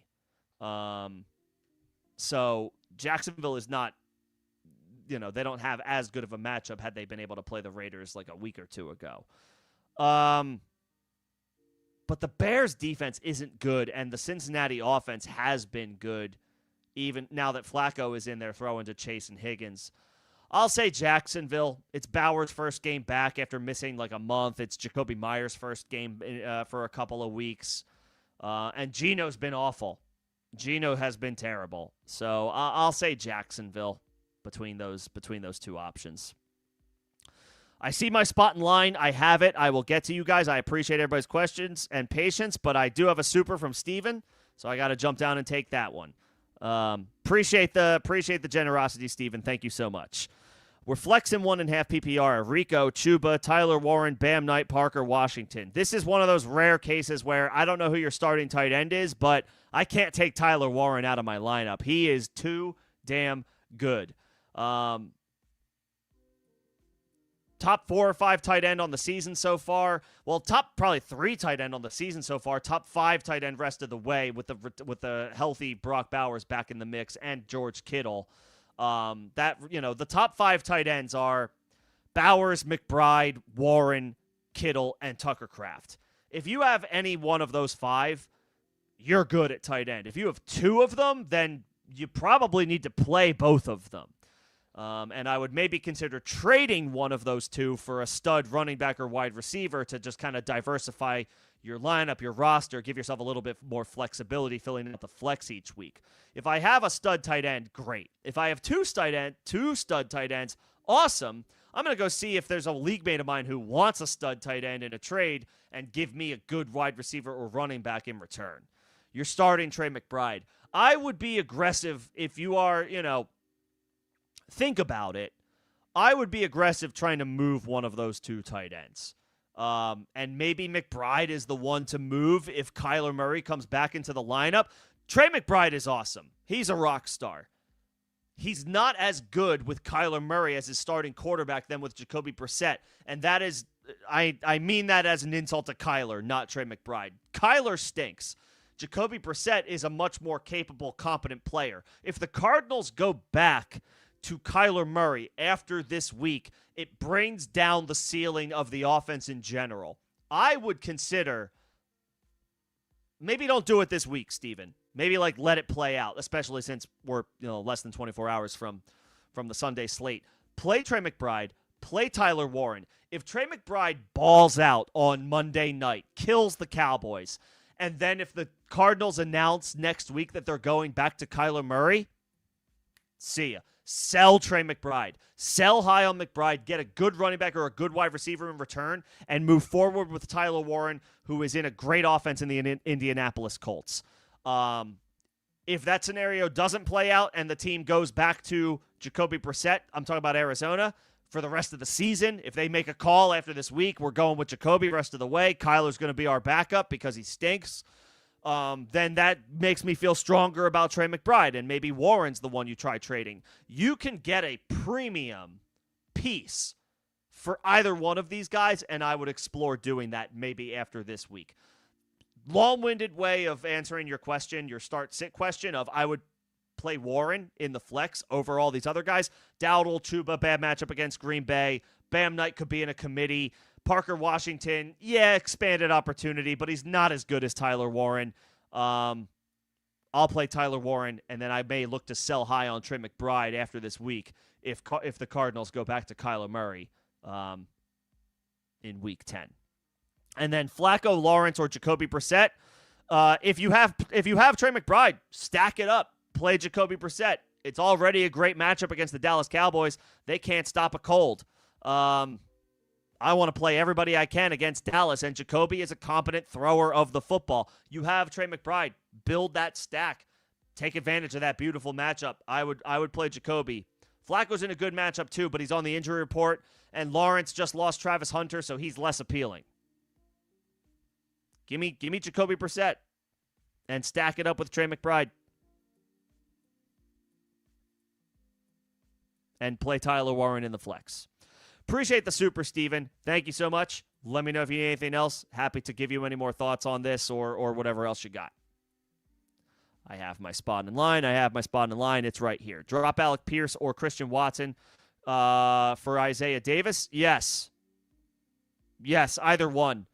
I don't know who I would prefer to have rest of season. I'd probably take the chance on Watson, just because I think there's more of a hodgepodge of the Packers wide receiver room is more of musical chairs than the Colts wide receiver room is. And with Downs coming back, I'll drop Alec Pierce and hold Christian Watson for Isaiah Davis. Absolutely, I'm good with that. Yeah. Roll the dice on Breece Hall getting traded. Absolutely. Yeah, absolutely. That's for anybody, honestly. If Isaiah Davis is on waivers and you've got a wide receiver 5 or 6 that is just like so clearly, you've got good weapons at wide receiver, you don't really need an Alec Pierce or a Christian Watson, and Isaiah Davis is out there, scoop him, grab him. Just on the chance, like you mentioned, like this question brings up, if the Jets trade Breece Hall, congratulations, you have a lottery ticket for free in Isaiah Davis. I absolutely would drop your wide receiver 5 or 6, unless it's like a Tet McMillan, if you've got a loaded wide receiver core, or a Cortland Sutton, and you've got like your wide receiver 4 or 5 is good, and you don't really want to drop him, okay, fine. But if you've got an Alec Pierce, a Christian Watson, yeah, I would drop one of those two. Pierce would be my choice of these two to drop. Watson would be my choice to keep. To roll the dice on Isaiah Davis? Yep. I'm good with that.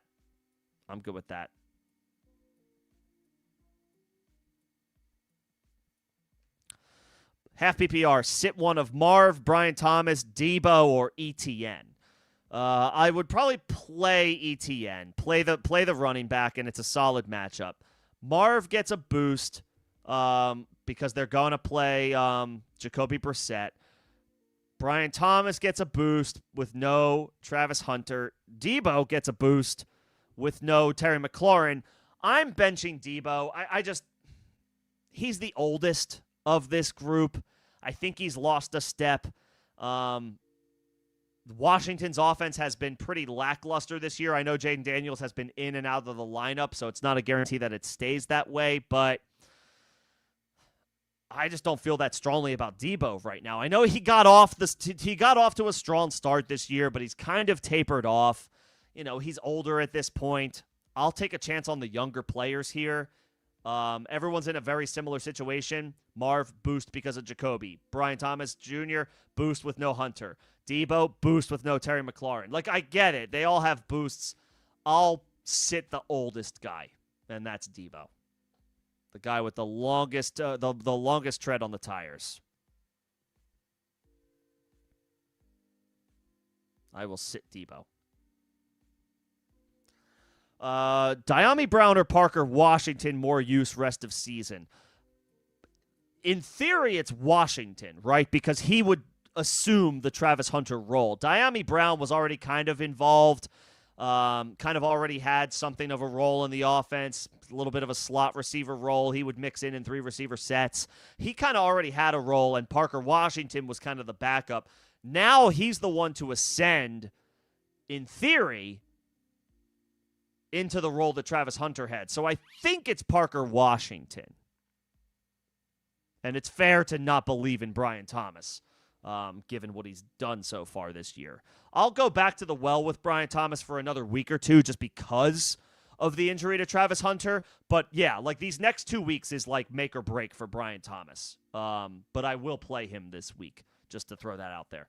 I'll say Parker Washington is the guy that's more likely to see an uptick in usage and opportunity because Diami Brown has already kind of had a role in the offense and is only doing whatever with it. So I'll say Parker Washington.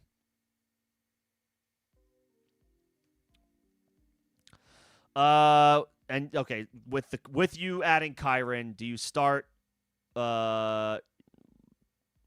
You've Baker, you've Dart, you've Achane, Brown, Dobbins, Henderson, White. Is that Rashad White? Okay. Lamb, Rice, Rome. Love that. And then Gadsden. Yeah, I don't think I would do anything here. I think you have your squad. You've got good running back depth: Achane, Brown, Dobbins, Henderson, Kyron.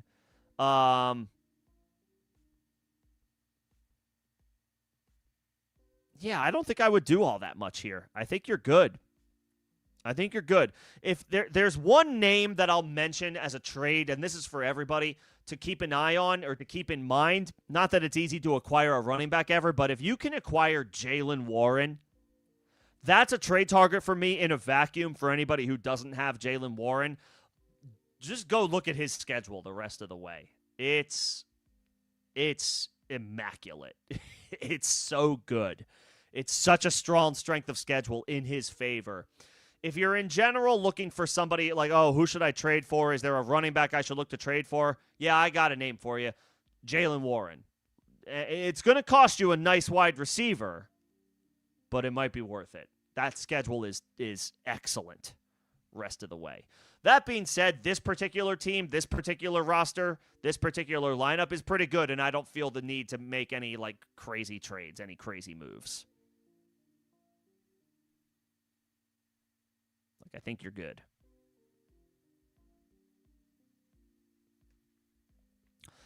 How much do we like Colston Loveland? I would prefer Theo Johnson. Cole Kmet is back. Yes, it's a good matchup. Loveland, excuse me, my microphone or my headbuds just fell out, or my earbuds. Loveland didn't do much last week. Maybe that's more on Caleb. I don't know. Colston Loveland hasn't done quite all that much this year. To be fair, he was injured coming into training camp, and he was spending a lot of time rehabbing, recovering from an injury that he suffered last year while in college. So he's kind of had a tough season from the get-go. But, you know, now Cole Kmet is back. Loveland didn't take advantage of an opportunity to have the job by himself last week. Theo, I think, is, you know, obviously Daniel Bellinger for the Giants is a little bit more involved, but I think Theo has a better shot here. Good matchup against San Francisco. You know, they're missing Fred Warner. I would probably take Theo. I'd probably take Theo. Loveland did not take advantage without Cole Kmet. And the tight ends for the Giants should see a few more opportunities with Cam Skedibo out of the mix. Running backs and tight ends tend to share similar targets, short and intermediate targets. So with no Cam Skedibo for the Giants rest of the way, that could mean more usage for Theo Johnson and Daniel Bellinger for whatever that's worth. So I'll take Theo. Options other than Mason to drop. Not Butte, I guess not Terry McLaurin, and not Troy Franklin. Okay, I'll drop Mason for Harvey, I think. I would drop Mason for Harvey. That's fine. I don't love it, but I do want RJ Harvey. I don't expect him to do anything this week. Let me be very clear. I don't expect RJ Harvey to do much of anything against the Houston Texans. It's a tough matchup, but he's a perfect guy. If he's still out there, I absolutely want to stash him and swing for the fences, swing for the upside.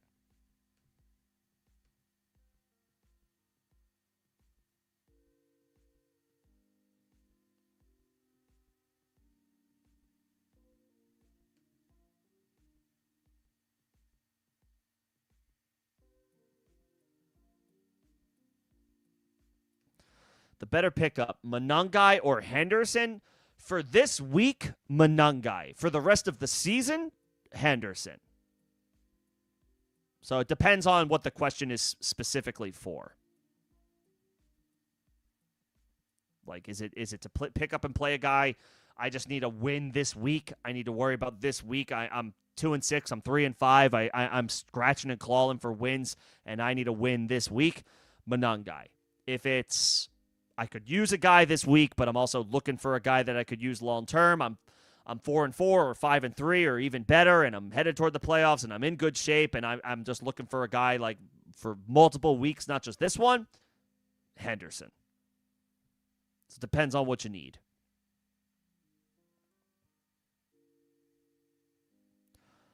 Would I drop DK for Bigsby?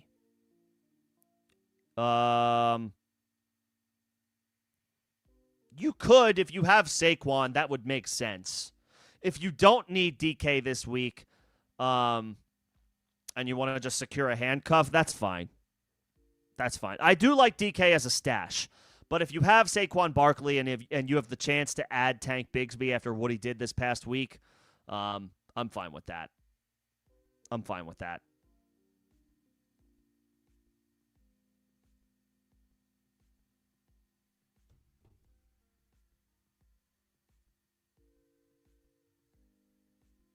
Yeah. Always secure your handcuffs if you can. I got a dynasty question. Would I trade Chase Brown for Sutton, Mason, and Kamara?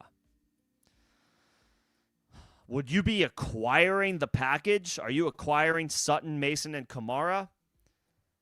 I don't know that I necessarily... I mean, obviously a 3-for-1 is always enticing, but I don't know if I want to do that.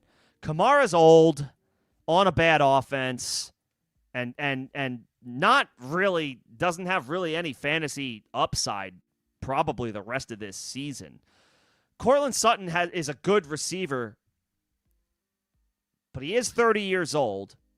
He just turned 30 like 10 days ago or 20 days ago. And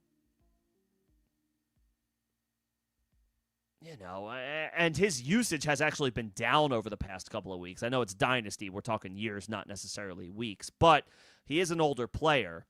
And then Mason is actually older than Chase Brown, and he's probably headed back to a committee situation with Aaron Jones healthy.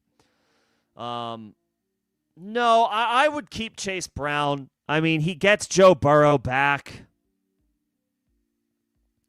next year anyway. Not this year, but next year. I mean, Burrow might come back, but the Bengals need to be playing something for that to happen.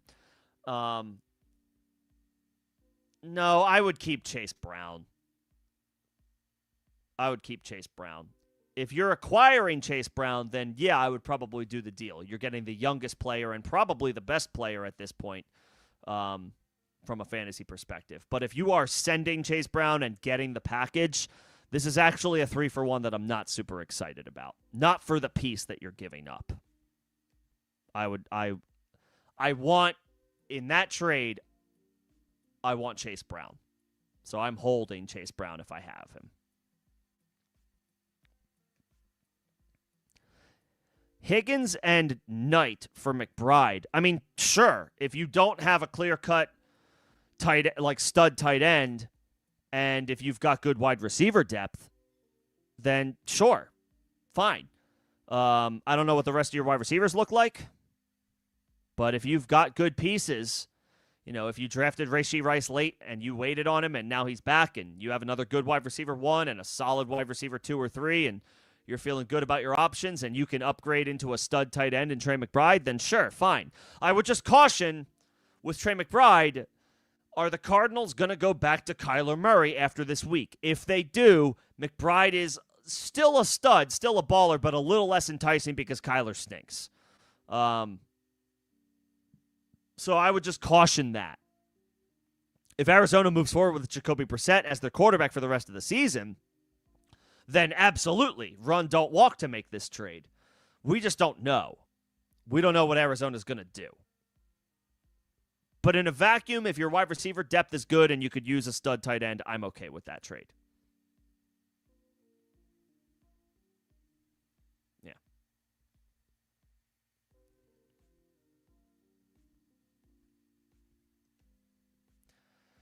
Lost Hunter and Terry McLaurin. I am sorry. You have Nico, you have Olave, you have Devontae, you have Debo, and you picked up Parker Washington. I mean, you can always look to trade. The question is, what are you going to trade?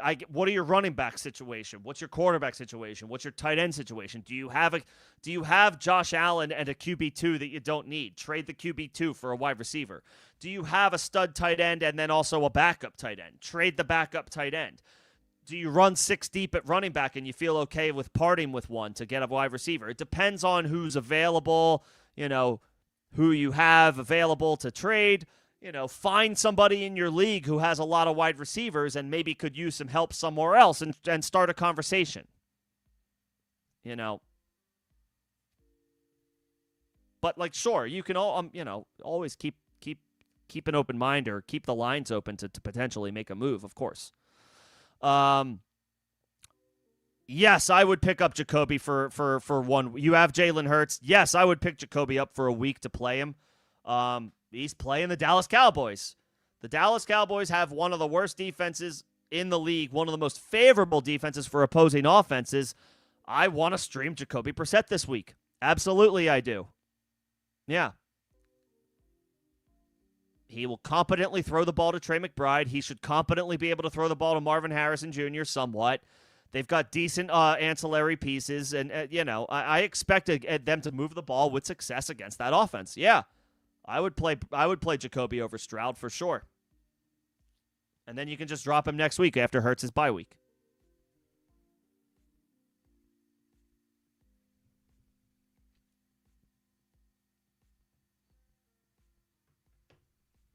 Yeah.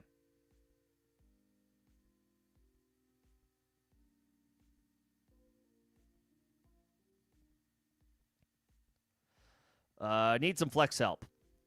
Bam Knight, Cortland Sutton, Rico Dowdle, Christian Watson. You have Bam Knight in there now. I think that's fine. Sutton is tough to trust because he's got a brutal matchup against Houston, and he has not been as involved the past couple of weeks. So he feels like he's a bit on a downward trend right now. And I'm not saying that's going to remain the same, but, the 2 of the past 3 weeks, Week 6, 1 catch for 17 yards. That's awful. Week 7, he did get 10 targets, turned it into 6 for 87. That's good. Wide receiver 18. He was a wide receiver 2 on the week. And then last week, in a great matchup against Dallas, 4 for 67. He was a wide receiver 3. That's no good.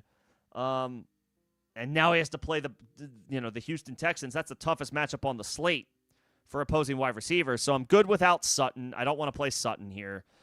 Dowdle would be the other consideration here. But he's in a brutal matchup against Green Bay. And then Watson is kind of a dart throw. I do think I would take the shot on. If Bam Knight is already in your flex, I would just leave him there. I don't feel strongly enough about these other names to tell you to pull that guy. If Bam is already in your flex, that's the guy where you're like, yeah, he's in there now. I'm probably going to play him. I don't want to pull him. Let's not pull him. Let's leave it as is. Let's let him play in a great matchup against the Cowboys. Should be fine. I would play Bam Knight.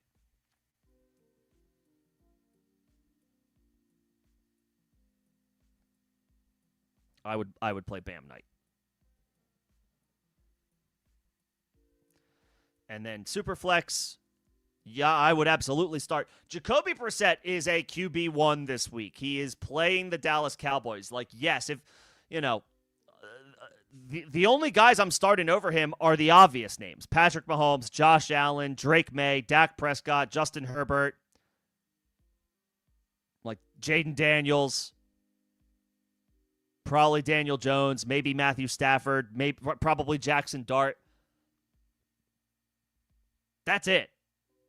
Maybe Caleb Williams, but even him, I don't know. Brissett has a good matchup too.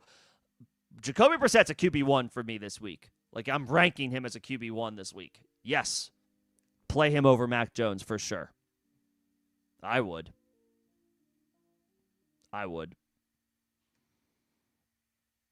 Beautiful matchup against Dallas. Is it worth it to drop Purdy or Downs for the chance to play the Browns defense next week? It's fine to be thinking ahead and planning ahead, but I'm only doing this if you're in good shape record-wise and or points scored-wise. If you're 2-6 or 3-5, you don't want to look too far ahead. You need to get a win this week. But if you're in good shape, and I don't know who your starting quarterback is, but if it is Allen or Lamar or Drake May or Mahomes or Justin Herbert, Jaden Daniels, then you don't need Brock Purdy. So that's fine. Yeah, if you have a good quarterback, if you have a good starting quarterback, I would drop Purdy to pick up the Browns. That's fine. That's fine.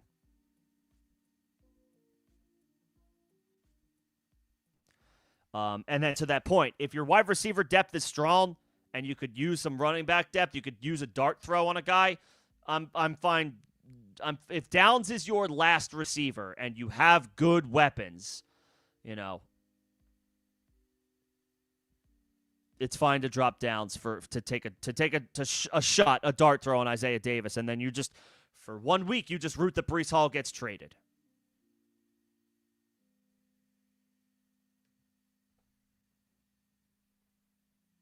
Yeah. I'm okay dropping Purdy for the Browns defense, assuming your quarterback is solid, and I'm good with dropping Downs if your wide receiver depth is solid to pick up Isaiah Davis. Make sure, everybody, check your waivers, check to see if Isaiah Davis is available. If you can find a way to scoop him, I would do it. And just like look, if Breece Hall doesn't get traded this week, then you can drop Isaiah Davis. You can cut him.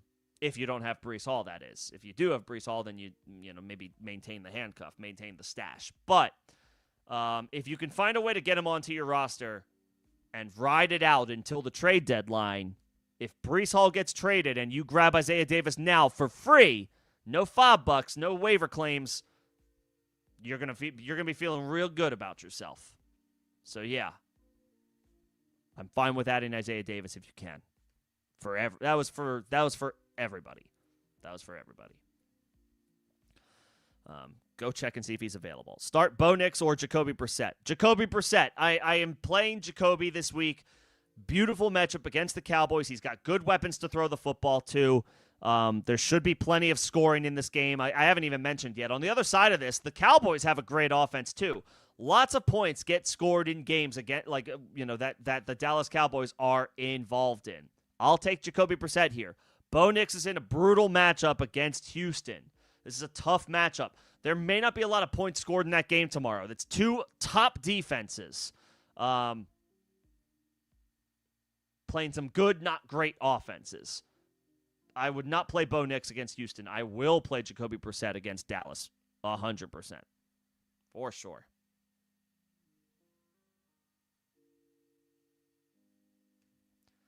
You were offered Kamara and Addison for Tyrone Tracy.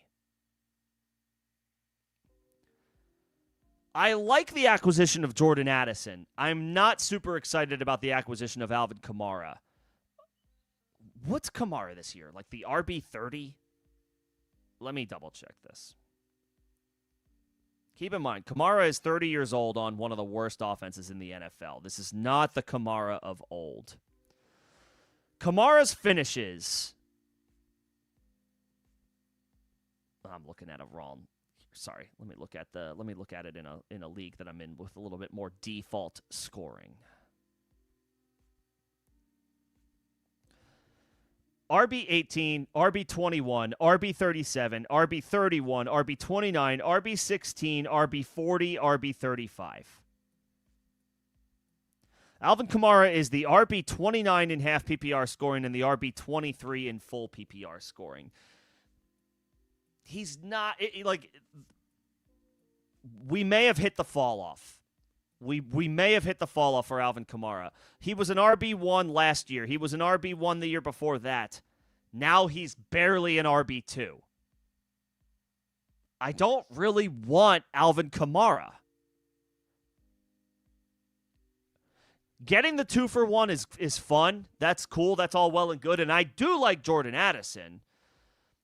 But if you do this trade, I would almost feel inclined to turn around and try to trade Kamara right away for a different running back. I don't really want Kamara.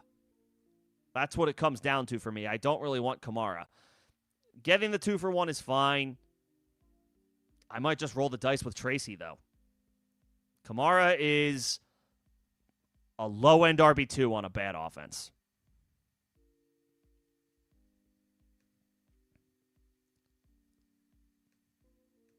And that doesn't excite me. Steven, I'm playing Jacoby Brissett over a lot of guys. Dak is not one of them.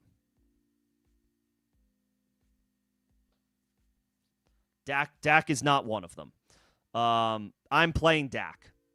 I'm playing Dak at home. CeeDee Lamb, George Pickens, better quarterback than Jacoby Brissett or Kyler Murray, and a bounce back opportunity after a bad matchup last week against Denver. Good bounce back spot for the Dallas offense. Dak is one of the quarterbacks I am playing over Jacoby Brissett. I would play Dak over him. Yeah.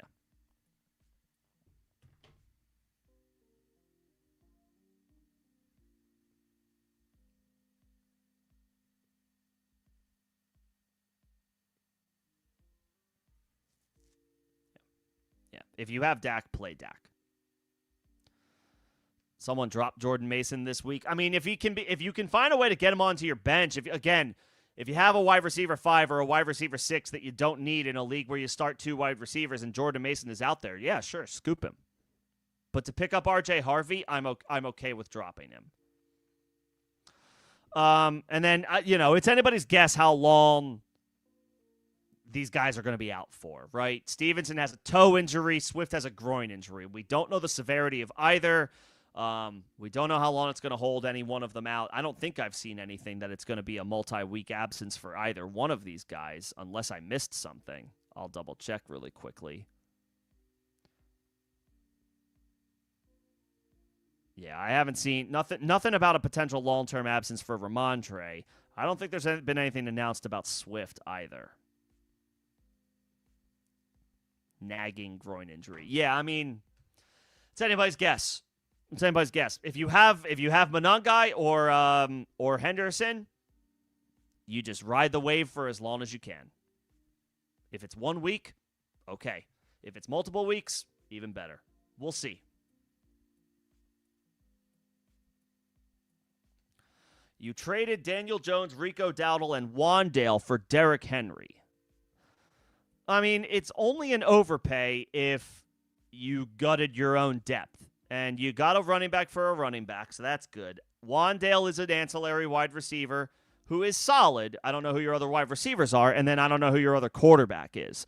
I mean, if this allowed you to free up some roster spots to pick up some of the names that I've been talking about today, Monangai, Isaiah Davis, an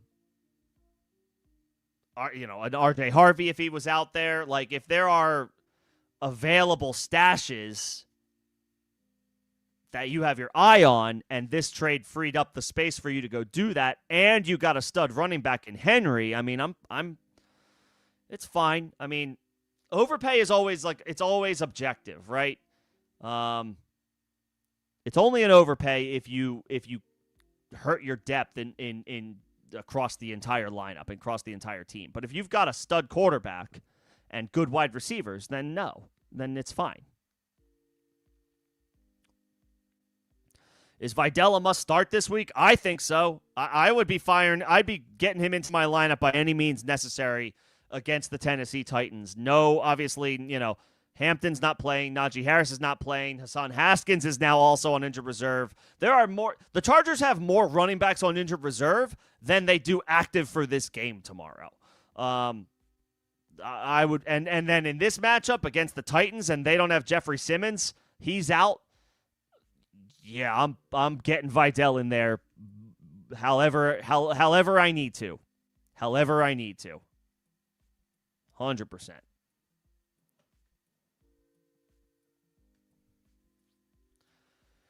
If Kupp is out, would I drop Mike Evans? I would probably drop Mike Evans anyway. I know it sucks. I know it's, I don't know if it's like holding out hope, but he's probably not coming back for the rest of the fantasy season. If you could use that IR spot that you're using for Evans, then I would probably drop him. And if it's not an IR spot, then Evans absolutely needs to be dropped. If you don't have injured reserve, then he absolutely needs to go. He's just clogging a roster spot at that point. But even if he is in an IR spot, you probably don't need to hang on to him if it's a redraft league. That being said, yes, if Kupp is out, I would play Torrey Horton over Jennings. Jennings has been banged up this year. And hasn't really produced, hasn't had a monster blow-up game, hasn't really had he's had a couple of viable games, but it's been mostly forgettable performances. Yes, if Kupp doesn't play, I would play Horton over Jennings. Yes. I may take the shot on Horton even if Kupp plays.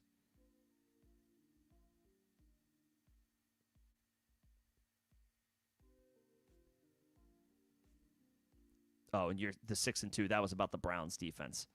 Yes, I would. Yeah, pick up the Browns defense. Pick up Isaiah Davis. Yep. Jacoby or Caleb Williams. Ugh. Yeah, this is the threshold, right? Of of how far am I willing to go?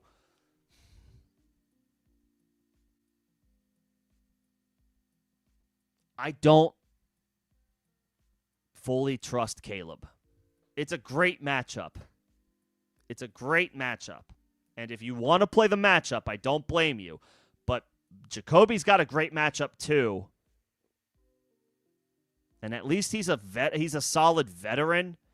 Caleb is the flashy upside talent, but he hasn't put it all together. Maybe he has a good game tomorrow against Cincinnati because the matchup is so good, but I don't know. I feel like Caleb keeps us wanting more. He keeps leaving us wanting more. I might say Jacoby Brissett here. Jacoby is the floor play. Caleb is the ceiling play. If you think you need to be aggressive and play for upside, then that's probably Caleb. I might just go Jacoby Brissett, though, and just play it safe.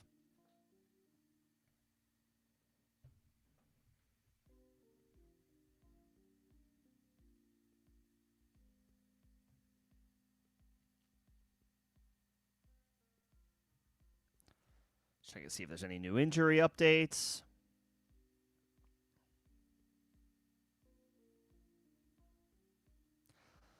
Ian Rappaport says the Dolphins will at least consider trade offers for Jalen Waddle. We'll see about that.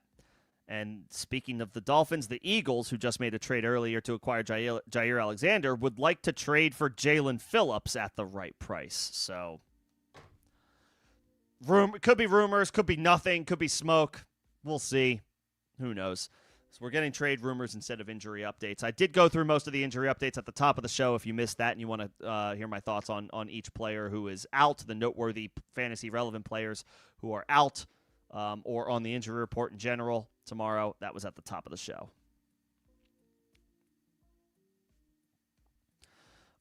This is the trade about, this is Kamara and Addison for Tracy. Yeah, see, be careful with how you approach this. I've been saying it all since last week. You're good at running back until you're not.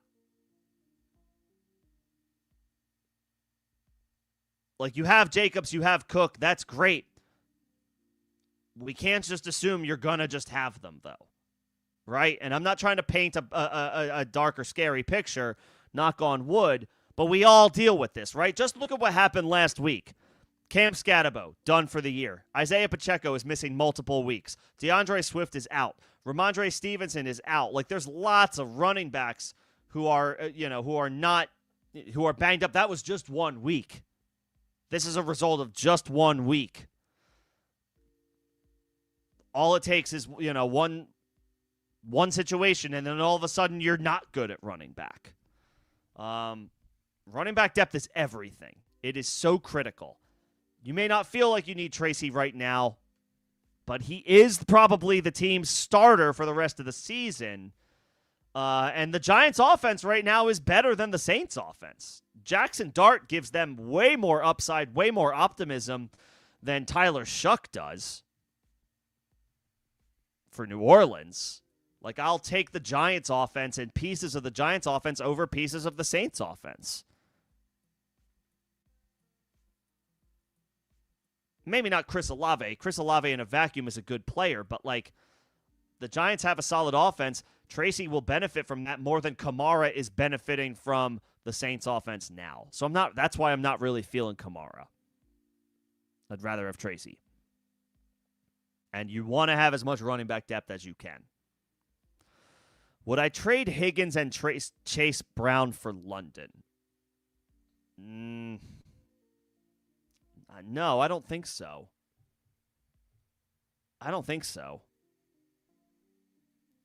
T will be 27 in January. London will be 25 in July, so he's about 2.5 years younger than T. Higgins. But Chase Brown is still just 25. He'll be 26 after this year. Should be the team starter for a couple more seasons. Yeah, I don't. I would need something else. I'm not opposed. If I could get a second-round pick or something to acquire London, okay, fine. But also, has London's stock tapered off a little bit? I feel like it has. He was the wide receiver 20 going into the week last week before he got hurt. I mean, he has 2 wide receiver 1 weeks this year, one being a wide receiver 2 overall performance. But then he was outside the top 25 the other 4 games. I'm not necessarily banging down the door to trade for Drake London in Dynasty, especially when I have to give up the 2-for-1. And I know we're looking at a 4 or 5 week sample size, and Dynasty is years. Dynasty is forever. But I don't feel a strong conviction to send a 2-for-1 for Drake London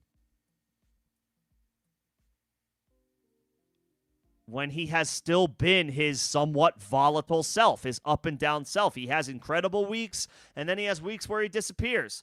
We thought that Penix might stabilize that, and through 6-7 games, he hasn't. Two top wide receiver 1 weeks, awesome, excellent. 4 weeks outside the top 24, wide receiver 3 or worse, that's not good. That's not good. I would need a piece back. I would need to get something back in return. In that trade, I would need something else. I would need London plus for Higgins and Chase Brown. You got Puka and Henry for Wandale, Jamo, and DK? I would say that sounds like you fleeced your league mate. And if I were in that league, I'm not questioning anything, but I would look at that and be like, what the hell? It's lopsided. That's lopsided. You got the wide receiver 1 you got the wide receiver 1 in Puka, and a year in, year out RB1 in Derrick Henry for a bunch of depth pieces. I mean, yeah, you obliterated him. I would, respectfully, if I were in that league, I would ask for that trade to go to a vote because you fleeced him. You fleeced him.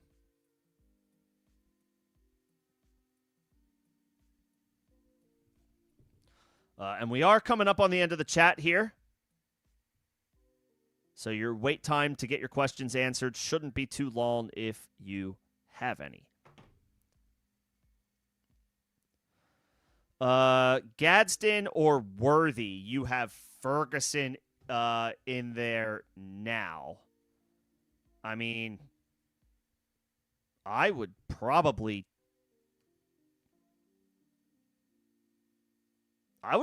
take Ferguson out of your lineup. I would take Ferguson out of your lineup. I would play Gadsden. Ride the wave. He's been incredible. Ferguson is now back to being third on the pecking order in targets behind CeeDee and Pickens. And then Worthy, I'll take the shot on the big play. I know Worthy has been disappointing.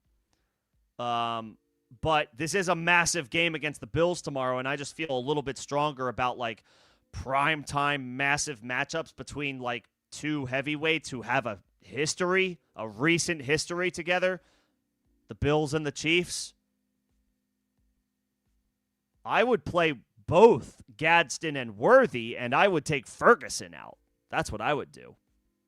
And yeah, I would not play Kamara. He's an RB3. He's a low-end RB2, high-end RB3 with little upside because of his offense, the offense he plays on. So I'm good with not playing him. Yeah, I would take Ferguson out of your lineup, and I would play Gadsden and Worthy. That's what I would do.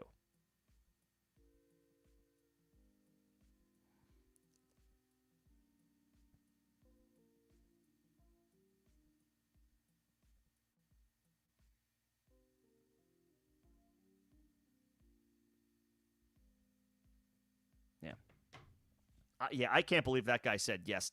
That's insane. He gave up his best 2 players for depth pieces. I mean, well done. I don't want to, well done on getting it done. I would never in a million years expect a trade like that to go through. But well done on making it happen. Would I start Brissett or Nix? I've gotten this question quite a bit. Jacoby Brissett.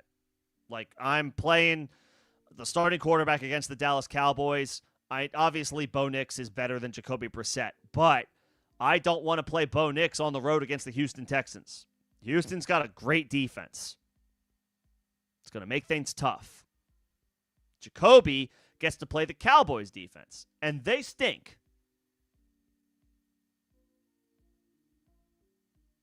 He's got good weapons to throw the ball to, and I expect a lot of points to be scored. I'll take Jacoby Brissett.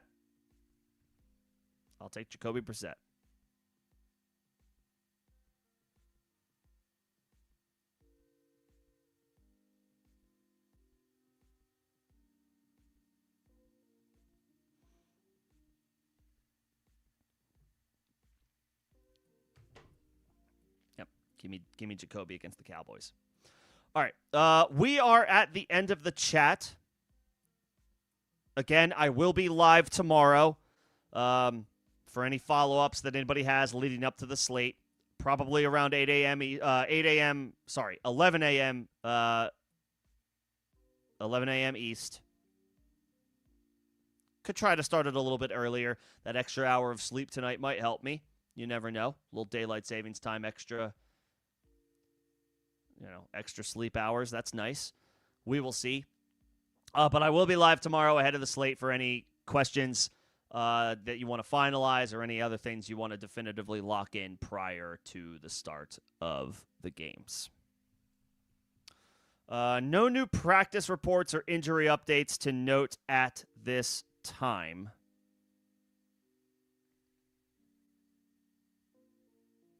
So I'll probably shut this down here. If you need me tonight, or if you can't make the stream tomorrow, you can always ask a question in the form of a comment on any video or live stream on the channel, and I will get to it. You can also join me in Discord. Second link in the description of this live stream and all videos and streams on the channel. That is a free evergreen invite. You can ask questions over there if I'm not live. But then, of course, I will be tomorrow ahead of the slate, 11 a.m. Eastern. Maybe I'll try to pop on a little earlier if daylight savings does me a little bit of favors as far as a good that extra hour sleep. Maybe I'll have some pep in my step at a little earlier in the morning because I'm on the West Coast, so starting bright and early.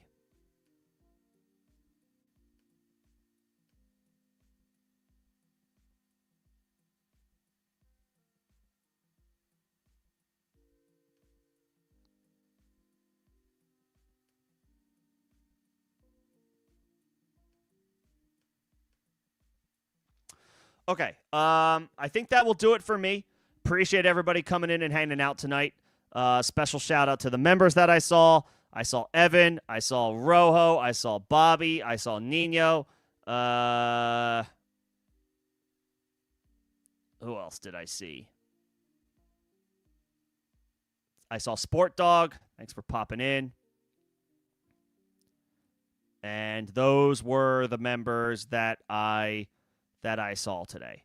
So appreciate my members. Thank you to Steven for the supers and everybody for coming in and hanging out tonight. Appreciate your patience as I work through these questions. Again, I will be live tomorrow around 11 a.m. Eastern for any final thoughts ahead of Week 9. Enjoy your Saturday night. I will see you guys tomorrow. Thanks, everybody.